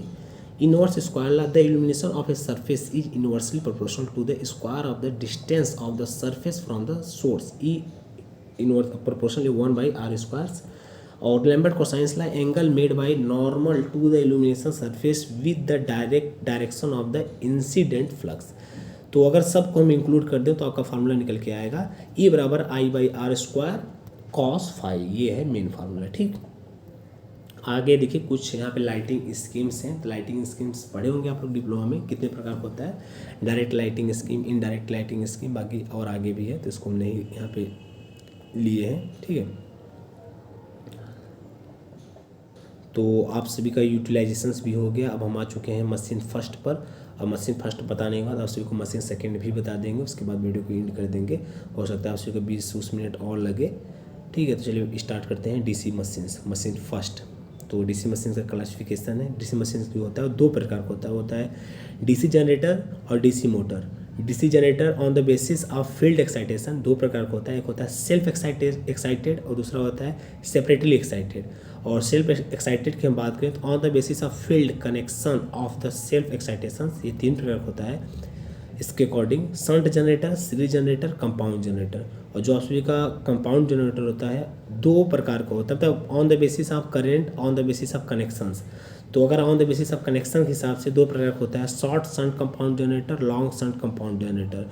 और on the basis of current के हिसाब से कम्युलेटिव कंपाउंड जनरेटर और डिफरेंशियल कंपाउंड जनरेटर, और ये होता है on the basis of current के हिसाब से, ठीक है। कम्युलेटिव कंपाउंड जनरेटर में क्या होता है, करंट का एडिशन हो जाता है, और डिफरेंशियल कंपाउंड जनरेटर में क्या होता है, वो सीरीज करंट और शंट करंट जो होता है दो, उसका डिफरेंट हो जाता है, ठीक। इसी प्रकार आप इधर भी देख सकते हैं डीसी मोटर। ये तो चलिए डीसी जनरेटर का क्लासिफिकेशन हो गया। अब हम बात कर लेते हैं डीसी मोटर का। तो on the basis of field excitation के अनुसार दो प्रकार का होता है, एक होता है सेल्फ एक्साइटेशन, एक होता है सेपरेटली एक्साइटेशन। और self excitation on the basis of field connection of its self excitation तीन प्रकार का होता है, shunt motor, series motor, compound motor, ठीक। अब बात कर लेते हैं कंपाउंड मोटर का। तो on the basis of connections के हिसाब से दो प्रकार का, short shunt compound motor, long shunt compound motor. इसके बाद compound motor on the basis of current के हिसाब से दो प्रकार का, कम्युलेटिव कंपाउंड मोटर और डिफरेंशियल कंपाउंड मोटर होता है, ठीक। चलिए अब हम बात कर लेते हैं कंस्ट्रक्शंस ऑफ डीसी मशीन्स की। तो same for both DC motor और डीसी जनरेटर। तो जो अगर हम कंस्ट्रक्शन की बात करें तो डीसी मोटर और डीसी जनरेटर का कंस्ट्रक्शन सेम होता है। देखिए रोटर स्टेटर इसमें भी होता है, मोटर में भी, और रोटर स्टेटर आप सभी के जनरेटर में भी होता है। थोड़ा सा प्रिंसिपल चेंजेस होते हैं, इसमें करंट देना पड़ता है, वहाँ से करंट हम लेते हैं आराम से। तो चलिए बात कर लेते हैं स्टेटर की पहले। तो it is the outer part of DC machines, ठीक। Point number 2, it consist pole core pole shoe, यहाँ पे पोल शू लिखना चाहिए था, हैज पोल शू आगे लिखा है, पोल कोर दो बार कर दिया है, विच आर लेमिनेटेड, ठीक। Pole core consist field winding, pole shoe are used for spread out the flux in the air gap uniformly. तो चलिए थोड़ा हिंदी में बता देते हैं आप सभी को। It is outer part of DC machine, जो स्टेटर होता है वो डीसी मशीन का आउटर पार्ट होता है। और जो ये बना होता है स्टेटर, पोल कोर, पोल शू और लेमिनेटेड, मतलब ये पोल कोर पोल शू लेमिनेटेड होते हैं, इनसे मिलकर के बना होता है। पोल कोर कंसेंट, जो पोल कोर होता है ये फील्ड वाइंडिंग को कंटेन मतलब धारण करता है। और पोल shoe are use for speed, जो पोल शू होता है आप सभी का जो फ्लक्स होता है उसमें उसको एक समान स्प्रेड करता है, मतलब फैलाता है उसके अंदर, ठीक है। चलिए बात कर लेते हैं हम रोटर की। It is the inner part of DC machines, rotor जो होता है वो डीसी मशीन्स का इनर पार्ट है। It has armature core and armature winding, इसके पास आर्मेचर कोर होता है और उसके साथ साथ आर्मेचर वाइंडिंग भी होती है।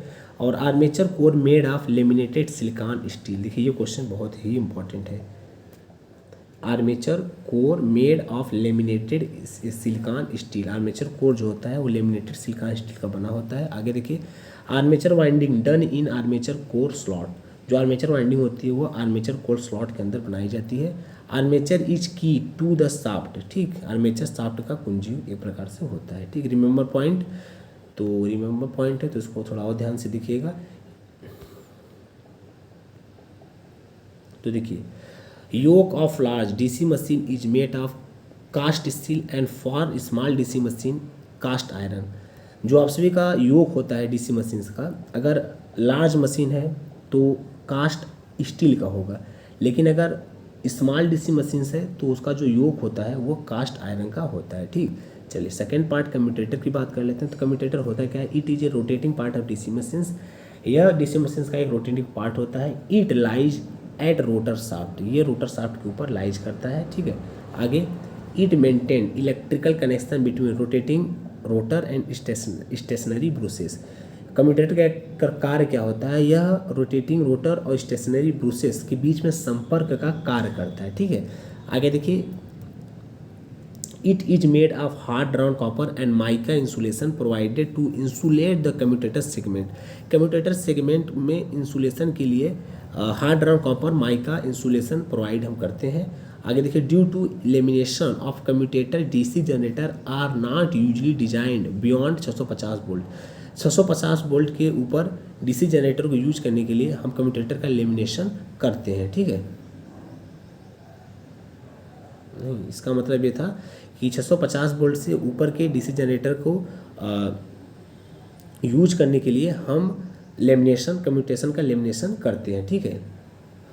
या ऐसा समझिए कि लेमिनेशन के कारण due to lamination of commutation, commutator के लेमिनेशन के कारण डीसी जनरेटर का उपयोग हम 250 वोल्ट से डिजाइन करते हैं, ठीक है। चलिए आगे, तो आगे देखिए कुछ important point. In DC machine number of commutator segment are equal to the number of armature coils. DC machines में नंबर ऑफ कम्यूटेटर सेगमेंट जो होता है वो नंबर ऑफ आर्मेचर कॉइल के इक्वल होता है, ठीक, सभी जानते हैं। और आगे देखिए, the main function of commutator in a DC machines is to change AC voltage into DC voltage and vice versa. Point number next, for DC generator commutator is known as mechanical rectifier और rotating rectifier. Point number next, for DC motor commutator is known as mechanical inverter and rotating inverter, ठीक। Remember point है कुछ, according to voltage and current requirement armature winding can be connected in two way. तो आप सभी के voltage और current के requirement के अनुसार आर्मेचर वाइंडिंग दो हिसाब से कनेक्ट किए जाते हैं, एक होता है लैप वाइंडिंग, एक होता है वेव वाइंडिंग। नॉर्मली चलिए हम यही बता देते हैं, जो आप सभी का लैप वाइंडिंग होता है जहाँ पे हाई करंट लो वोल्टेज की जरूरत पड़ती है वहाँ पे लैप वाइंडिंग का यूज हम करते हैं, जैसे कि वेल्डिंग वगैरह में। और वेव वाइंडिंग का यूज हम वहाँ पे करते हैं जहाँ पे हाई वोल्टेज और लो करंट की जरूरत पड़ता है, वहाँ पे हम वेव वाइंडिंग का उपयोग करते हैं, ठीक। चलिए बात कर लेते हैं हम लैप वाइंडिंग और वेव वाइंडिंग की थोड़ा। तो it is completely winding so magnetically balanced, wave winding it is completely winding so magnetically unbalanced to make it balanced a dummy coil is used, ठीक है। वेव वाइंडिंग में unbalanced होता है, इसको बैलेंस करने के लिए हम इसमें डमी कॉइल का यूज करते हैं, जो आपकी आपका लैप वाइंडिंग जो होता है कम्प्लीटली मैग्नेटिकली बैलेंस्ड होता है पहले से ही, ठीक। चलिए आगे, here number of parallel path is equal to number of poles. Lap winding में number of parallel path A equal होता है नंबर ऑफ पोल पी के, ठीक है। लेकिन वेव वाइंडिंग में here number of parallel path is always equal to 2। तो wave winding में जो आप सभी का पैरेलल पाथ होता है वो 2 के इक्वल होता है। Next, here equaliser ring use to stop circulating current. यहाँ पे सर्कुलेटिंग करंट को रोकने के लिए इक्वलाइजर रिंग का यूज करते हैं। और winding where dummy coil is used call forced winding. इसमें वेव वाइंडिंग में जो हम डमी कॉइल यूज करते हैं उसको हम फोर्स वाइंडिंग के नाम से जानते हैं, ठीक। चलिए ये हो गया भैया आप सभी का मशीन फर्स्ट। अब सबसे लास्ट सब्जेक्ट आज का बचा है आप सभी का इलेक्ट्रिकल मशीन सेकेंड।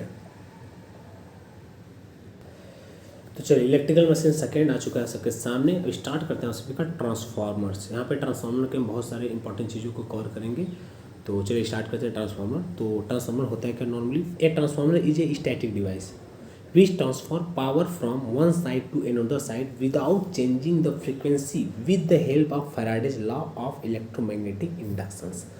तो जो आप सभी का ट्रांसफार्मर होता है वह स्टैटिक डिवाइस होता है जो पावर को ट्रांसफ़र करता है एक साइड से दूसरे साइड में विदाउट फ्रीक्वेंसी चेंजेस। फ्रीक्वेंसी को बिना चेंज किए पावर को ट्रांसफ़र करता है एक साइड से दूसरे साइड में। और ये किसके हेल्प से करता है, Faraday law of electromagnetic inductions. तो समझिए फिर से, ट्रांसफार्मर एक स्टैटिक डिवाइस है जो फैराडे लॉ के इलेक्ट्रोमैग्नेटिक इंडक्शन के अनुसार के हेल्प से पावर को एक साइड से दूसरे साइड में बिना फ्रीक्वेंसी को चेंज किए हुए ट्रांसफ़र करता है आप सभी का ट्रांसफार्मर्स, ठीक। चलिए नोट में, a transformer change voltage and current and does not change power and frequency because both remain constants. जो आप सभी का ट्रांसफार्मर होता है ये वोल्टेज और करंट के वैल्यू में चेंजेस करता है लेकिन पावर और फ्रीक्वेंसी के मान में बिल्कुल भी चेंजेस नहीं करता, ये कॉन्स्टेंट होता है, ठीक। और आगे देखिए,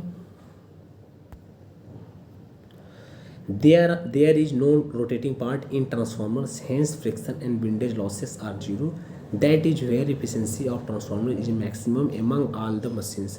ट्रांसफार्मर में कोई रोटेटिंग पार्ट नहीं होता है, इस वजह से यहाँ पे फ्रिक्शन एंड विंडेज लॉसेस की वैल्यू जीरो होता है। अगर यहाँ पे एफिशिएंसी की बात करें तो ट्रांसफार्मर का एफिशिएंसी मैक्सिमम होता है और मशीन्स के कंपैरिजन में, क्योंकि यहाँ पे रोटेटिंग पार्ट नहीं होता है और रोटेटिंग पार्ट ना होने की वजह से फ्रिक्शंस और विंडेज लॉसेस की वैल्यू जीरो होती है। इस वजह से इसकी जो एफिशिएंसी होती है ट्रांसफार्मर्स की अन्य मशीन की तुलना में बहुत ज़्यादा होता है, ठीक। चलिए आगे, there are generally 2 types of transformer. Transformer normally आप सभी का 2 प्रकार का होता है, एक होता है कोर टाइप, एक होता है सेल टाइप। तो चलिए बात कर लेते हैं हम अलग अलग कोर और सेल टाइप के। First of all core type transformer की हम बात कर लेते हैं। तो यहाँ पे देखिए comparison between core type and shell type transformers. तो first of all core type transformer का डायग्राम आपके सामने है ये, ठीक है। एक कोर बना है, फर्स्ट वाले कोर पर प्राइमरी वाइंडिंग लिपटी हुई है, इसको लिम्ब कहते हैं। यहाँ पे फ्लक्स डिस्ट्रीब्यूट है सेकेंडरी वाइंडिंग पे, ठीक है, नंबर ऑफ टर्न लपेटा हुआ है। बाकी सेल टाइप का भी डायग्राम आप देख सकते हैं। सेल टाइप का स्ट्रक्चर कुछ इस प्रकार का होता है, ठीक। तो पहले हम क्लियर करते हैं कोर टाइप। तो देखिए, core is surrounded by winding. Core जो होता है वो वाइंडिंग से घिरा होता है। Next point, cylindrical type winding used, इसमें सिलेंड्रिकल टाइप वाइंडिंग यूज करते हैं। आगे has only one magnetic path only, यहाँ पे केवल एक मैग्नेटिक पाथ होता है जैसा कि आप यहाँ पे देख सकते हैं, ठीक है, जबकि उसमें सेल वाले में देखना भी दो होगा। Consist two limb and two yoke, यहाँ पे टू लिम और टू योक के द्वारा बनाया जाता है। ओनली हैज वन विंडोज, उसके बाद perfectly for high rating for large transformers, ये बड़े ट्रांसफार्मर के लिए परफेक्टली होता है। कोर टाइप ट्रांसफार्मर मतलब बड़े ट्रांसफार्मर के लिए कोर टाइप यूज किया जाता है क्योंकि ये सही होता है, ठीक है। इससे मतलब कि वो फॉल्ट होने पर शॉर्ट सर्किट होने की संभावना कम होती है, ठीक। ईजी टू रिपेयर, इसका रिपेयरिंग करना ईजी होता है। Has more leakage flux hence more losses so less efficiency, यहाँ पर लीकेज फ्लक्स की वैल्यू बहुत ज़्यादा होती है, लॉसेस ज़्यादा होता है, इस वजह से कोर टाइप ट्रांसफार्मर का इफिशिएंसी का अगर हम बात करें तो इफिशिएंसी इसकी थोड़ी कम होती है in comparison to shell type transformers. और आगे has less mechanical protection of coil, यहाँ पे मैकेनिकल प्रोटेक्शन कॉइल का थोड़ा कम होता है। हैज मतलब जो भी कॉइल का जो मैकेनिकल प्रोटेक्शन होता है वो थोड़ा कम करना पड़ता है in comparison to shell type transformers. Required more conductor materials, यहाँ पे जो कंडक्टर मटेरियल की आवश्यकता होती है वो ज़्यादा होता है, ठीक है।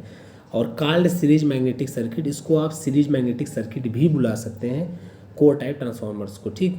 और total magnetic flux flow through the entire core, जो टोटल मैग्नेटिक फ्लक्स इसमें प्रोड्यूस होता है वो टोटल आप सभी के इंटायर कोर में से होकर के प्रवाहित होती रहती है, फिर बोले तो सर्कुलेट करती रहती है, ठीक।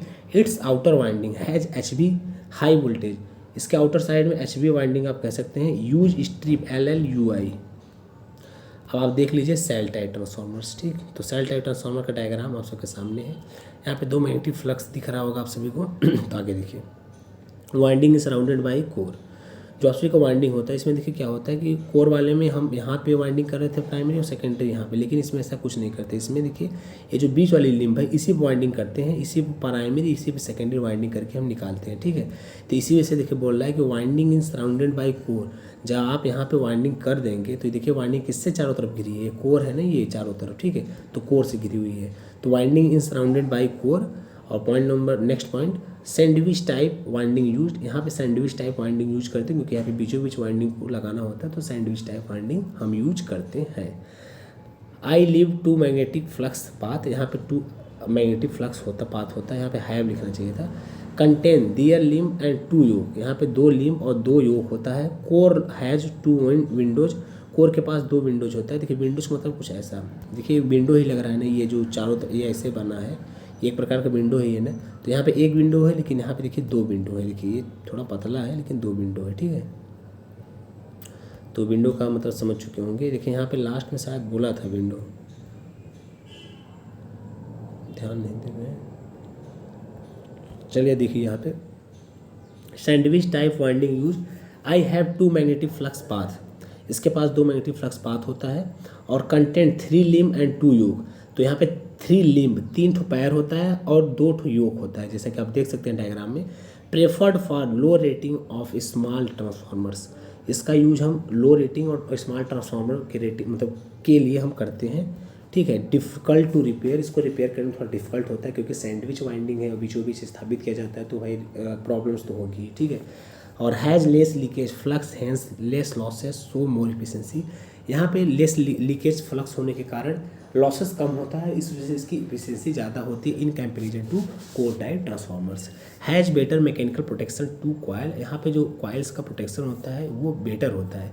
इसके बाद रिक्वायर्ड लेस कंडक्टर मटेरियल्स, यहाँ पे जो कंडक्टर मटेरियल्स की आवश्यकता होती है वो थोड़ी कम होती है। कॉल्ड पैरेलल मैग्नेटिक सर्किट, इसको पैरेलल मैग्नेटिक सर्किट के नाम से भी जाना जाता है, उसको क्या उसको सीरीज मैग्नेटिक सर्किट के नाम से जाना जाता था, ठीक है। ये थोड़ा ध्यान देने वाली बात है यहाँ पे।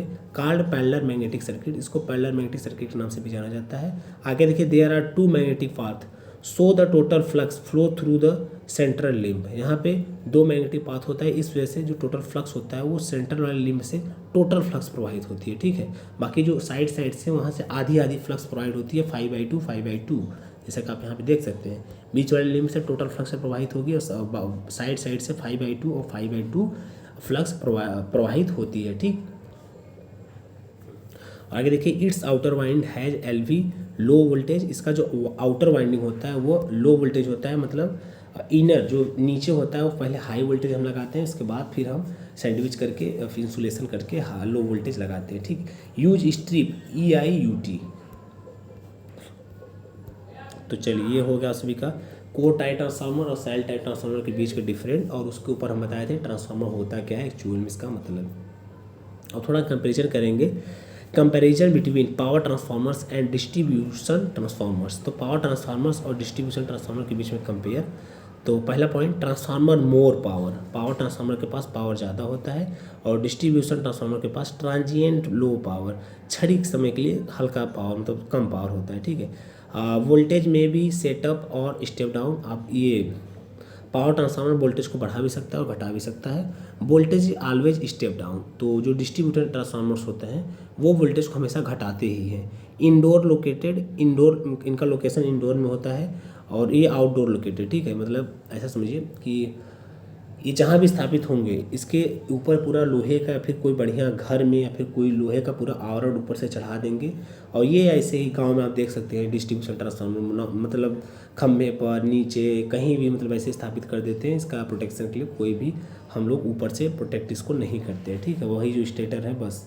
आगे देखिए, use for transmissions and generating stations. इसका use transmissions and generating stations में किया जाता है। Use to distribute the power near the load, जहाँ पे लोड हो, जैसे कि लोड मतलब आप हम लोग का घर, fridge, cooler, TV, light, fan, circuit, ये सब सारा चीज़ लोड है। ठीक है, तो इनका यूज अपने लोड अपने घरों के पास, गांव में, बस्ती में, कस्बे में, इलाके में, सड़क पर, इन जगहों पे इसका यूज किया जाता है। और देखिए आगे, power transformer load fluctuate are very लो।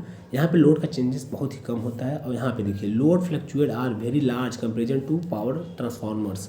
तो यहाँ पे लोड का फ्लक्चुएशन बहुत ज़्यादा होता है, क्योंकि हम अब ऐसे ही सोच लीजिए, कोई घर में मोटर चला रहा है तो मोटर बंद कर दिया है कहीं और लाइट चलने लगेगा, या फिर light, motor, TV, fridge, cooler, सांस सब चला दिया, और फिर एक समय ऐसा आ रहा है कि सारा बंद करके सिर्फ लाइट जला रहे हैं। तो ये लोड के मान में बहुत ज़्यादा फ्लक्चुएशंस आता है। ठीक है, in comparison to power transformers.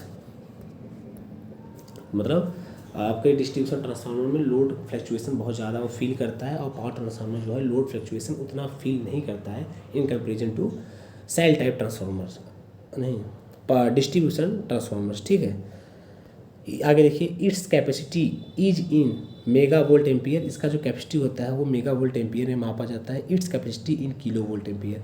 Distribution transformer का जो कैपेसिटी होता है वो किलो वोल्ट एम्पियर में मापा जाता है। ठीक, design for maximum efficiency eight 100% load.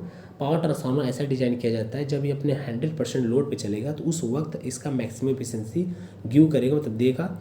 और design for maximum efficiency eight 50 to 75% load. यह ऐसा डिजाइन किया जाता है कि 50 से 75% लोड पर ये मैक्सिमम एफिशिएंसी प्रोवाइड करने लगता है आप सभी का डिस्ट्रीब्यूशन ट्रांसफार्मर्स। ठीक, चलिए आगे, design for fully load efficiency for a higher value of flux density.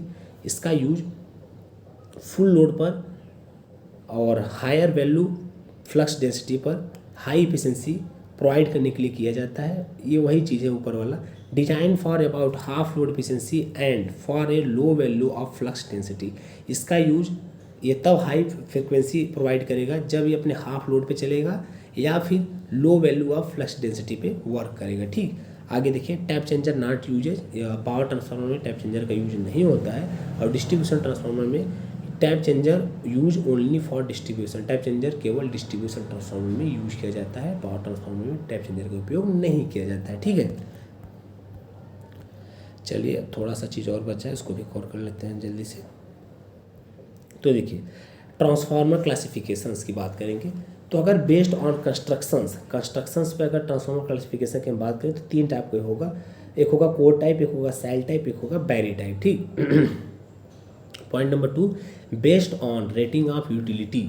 अगर हम यूटिलिटी के हिसाब से बात करें तो पावर ट्रांसफार्मर होता है 2 प्रकार का होगा, पावर ट्रांसफार्मर और डिस्ट्रीब्यूशन ट्रांसफार्मर्स। ठीक, अगर बेस्ड ऑन कूलिंग सिस्टम पे अगर हम बेस्ड बात करें अकॉर्डिंग तो आप सभी का 3 प्रकार का होगा, air cooled transformer, oil cooled transformer, self cooled transformers. ठीक, based on the voltage level. अगर हम वोल्टेज लेवल के हिसाब से बात करें तो आप सभी का ट्रांसफार्मर 2 प्रकार का होगा, एक होगा स्टेप अप ट्रांसफार्मर, एक होगा स्टेप डाउन ट्रांसफार्मर्स। ठीक, चलिए आगे, based on the basis of phase के हिसाब से बात करें तो आप एक होगा सिंगल फेज ट्रांसफार्मर, एक होगा 3 फेज ट्रांसफार्मर्स। ठीक, चलिए हम बात करते हैं कि बेस्ड ऑन वाइंडिंग के हिसाब से transformer, single winding auto transformer और 2 वाइंडिंग कोर और सेल टाइप ट्रांसफार्मर्स। आगे देखिए, based on measurement of instruments, instrument और मेजरमेंट के हिसाब से अगर हम बात करें ट्रांसफार्मर क्लासिफिकेशन की, तो दो प्रकार का होगा, एक करंट ट्रांसफार्मर सीटी, एक होगा पोटेंशियल ट्रांसफार्मर पीटी। चलिए next, based on connection, connection के हिसाब से अगर हम बात करें तो star delta transformer, star star transformer, delta star transformer, delta delta transformer, और वी मतलब इसको आप स्कॉट कनेक्शन भी समझ सकते हैं, और टी कनेक्शन, ये सब ट्रांसफार्मर के टाइप्स है। Last point, remember point, C T is step up transformer while P T is step down transformers. ये बहुत जगह पूछा जाता है, इसको आप लोग याद कीजिएगा, एकदम भूलिएगा मत। सी टी क्या होता है, जो हमेशा स्टेप अप ट्रांसफार्मर्स होता है, लेकिन पीटी जो होता है वो स्टेप डाउन ट्रांसफार्मर्स होता है। ठीक है, क्या होता है, सीटी स्टेप अप और पीटी स्टेप डाउन ट्रांसफार्मर्स होता है। ठीक है फ्रेंड्स, तो चलिए आपका पूरा आज का सेशन खत्म होगा। तो पार्ट नंबर 2 पाने के लिए कमेंट करिएगा फ्रेंड्स, जैसा आप सभी का रिस्पॉन्स रहेगा तो उस हिसाब से हम पार्ट 2 भी बना देंगे। इसमें हम आप सभी के टेक्निकल के आधे सब्जेक्ट 5 से मतलब 6 या 7 सब्जेक्ट को कवर किए हैं, बाकी 6-7 सब्जेक्ट आप सभी का और बचा है, जैसे कि control system, signal sense system, engineering mathematics, basic electronics engineering, analog electronic communications, digital, microprocessor, microcontrollers, PLC, SCADA, automations, AutoCAD, और computer fundamentals and application of computer software, और IMD, IMRE and energy conservation, ये सब सारे इन सब subject के question बचे हुए हैं, तो उसको पार्ट नंबर 2 में हम बना देंगे, जैसा आप सभी का रिस्पॉन्स रहेगा। ठीक है फ्रेंड्स, तो लास्ट में फिर एक बात बताना चाहेंगे, अगर आपने चैनल को अभी तक सब्सक्राइब नहीं किया है और आप हमारा मेहनत दिख रहे हैं, आप सभी के लिए नियर अबाउट 1 घंटे 20 मिनट से कंटिन्यू बोल रहे हैं, गला भी सूख चुका है, तो चैनल को सब्सक्राइब कर दीजिए, ताकि आप सभी के लिए हम मोटिवेट रह सकें, और सभी के लिए बराबर वीडियो और आप सभी की वैकेंसी का इन्फॉर्मेशन हमेशा लाते रहें। तो ठीक है फ्रेंड, वीडियो को एंड करते हैं, बाकी फिर मिलेंगे एक नए वीडियो के साथ, एक नए वैकेंसी की नोटिफिकेशन अपडेट के साथ। तो ठीक है friends, thanks for watching this video, see you soon next time. हाँ फ्रेंड्स, लास्ट में एक बात और कहना चाहेंगे, प्लेलिस्ट हम बनाए हैं क्विक रिवीजन का, तो आप प्लेलिस्ट में जा करके क्विक रिवीजन के और भी सारे वैकेंसियाँ हैं, उनका रिवीजन आप कर सकते हैं। ठीक है, आपकी जो भी वैकेंसी आती है तो उसका हम 1-2 वीडियो बना ही देते हैं अच्छा खासा रिवीजन के लिए, तो आप उसको भी जा करके देख सकते हैं, वो आपके काम आ सकता है। ठीक, तो ठीक है, वीडियो को एंड करते हैं, मिलेंगे फिर एक नए वीडियो एक नए नोटिफिकेशन के साथ।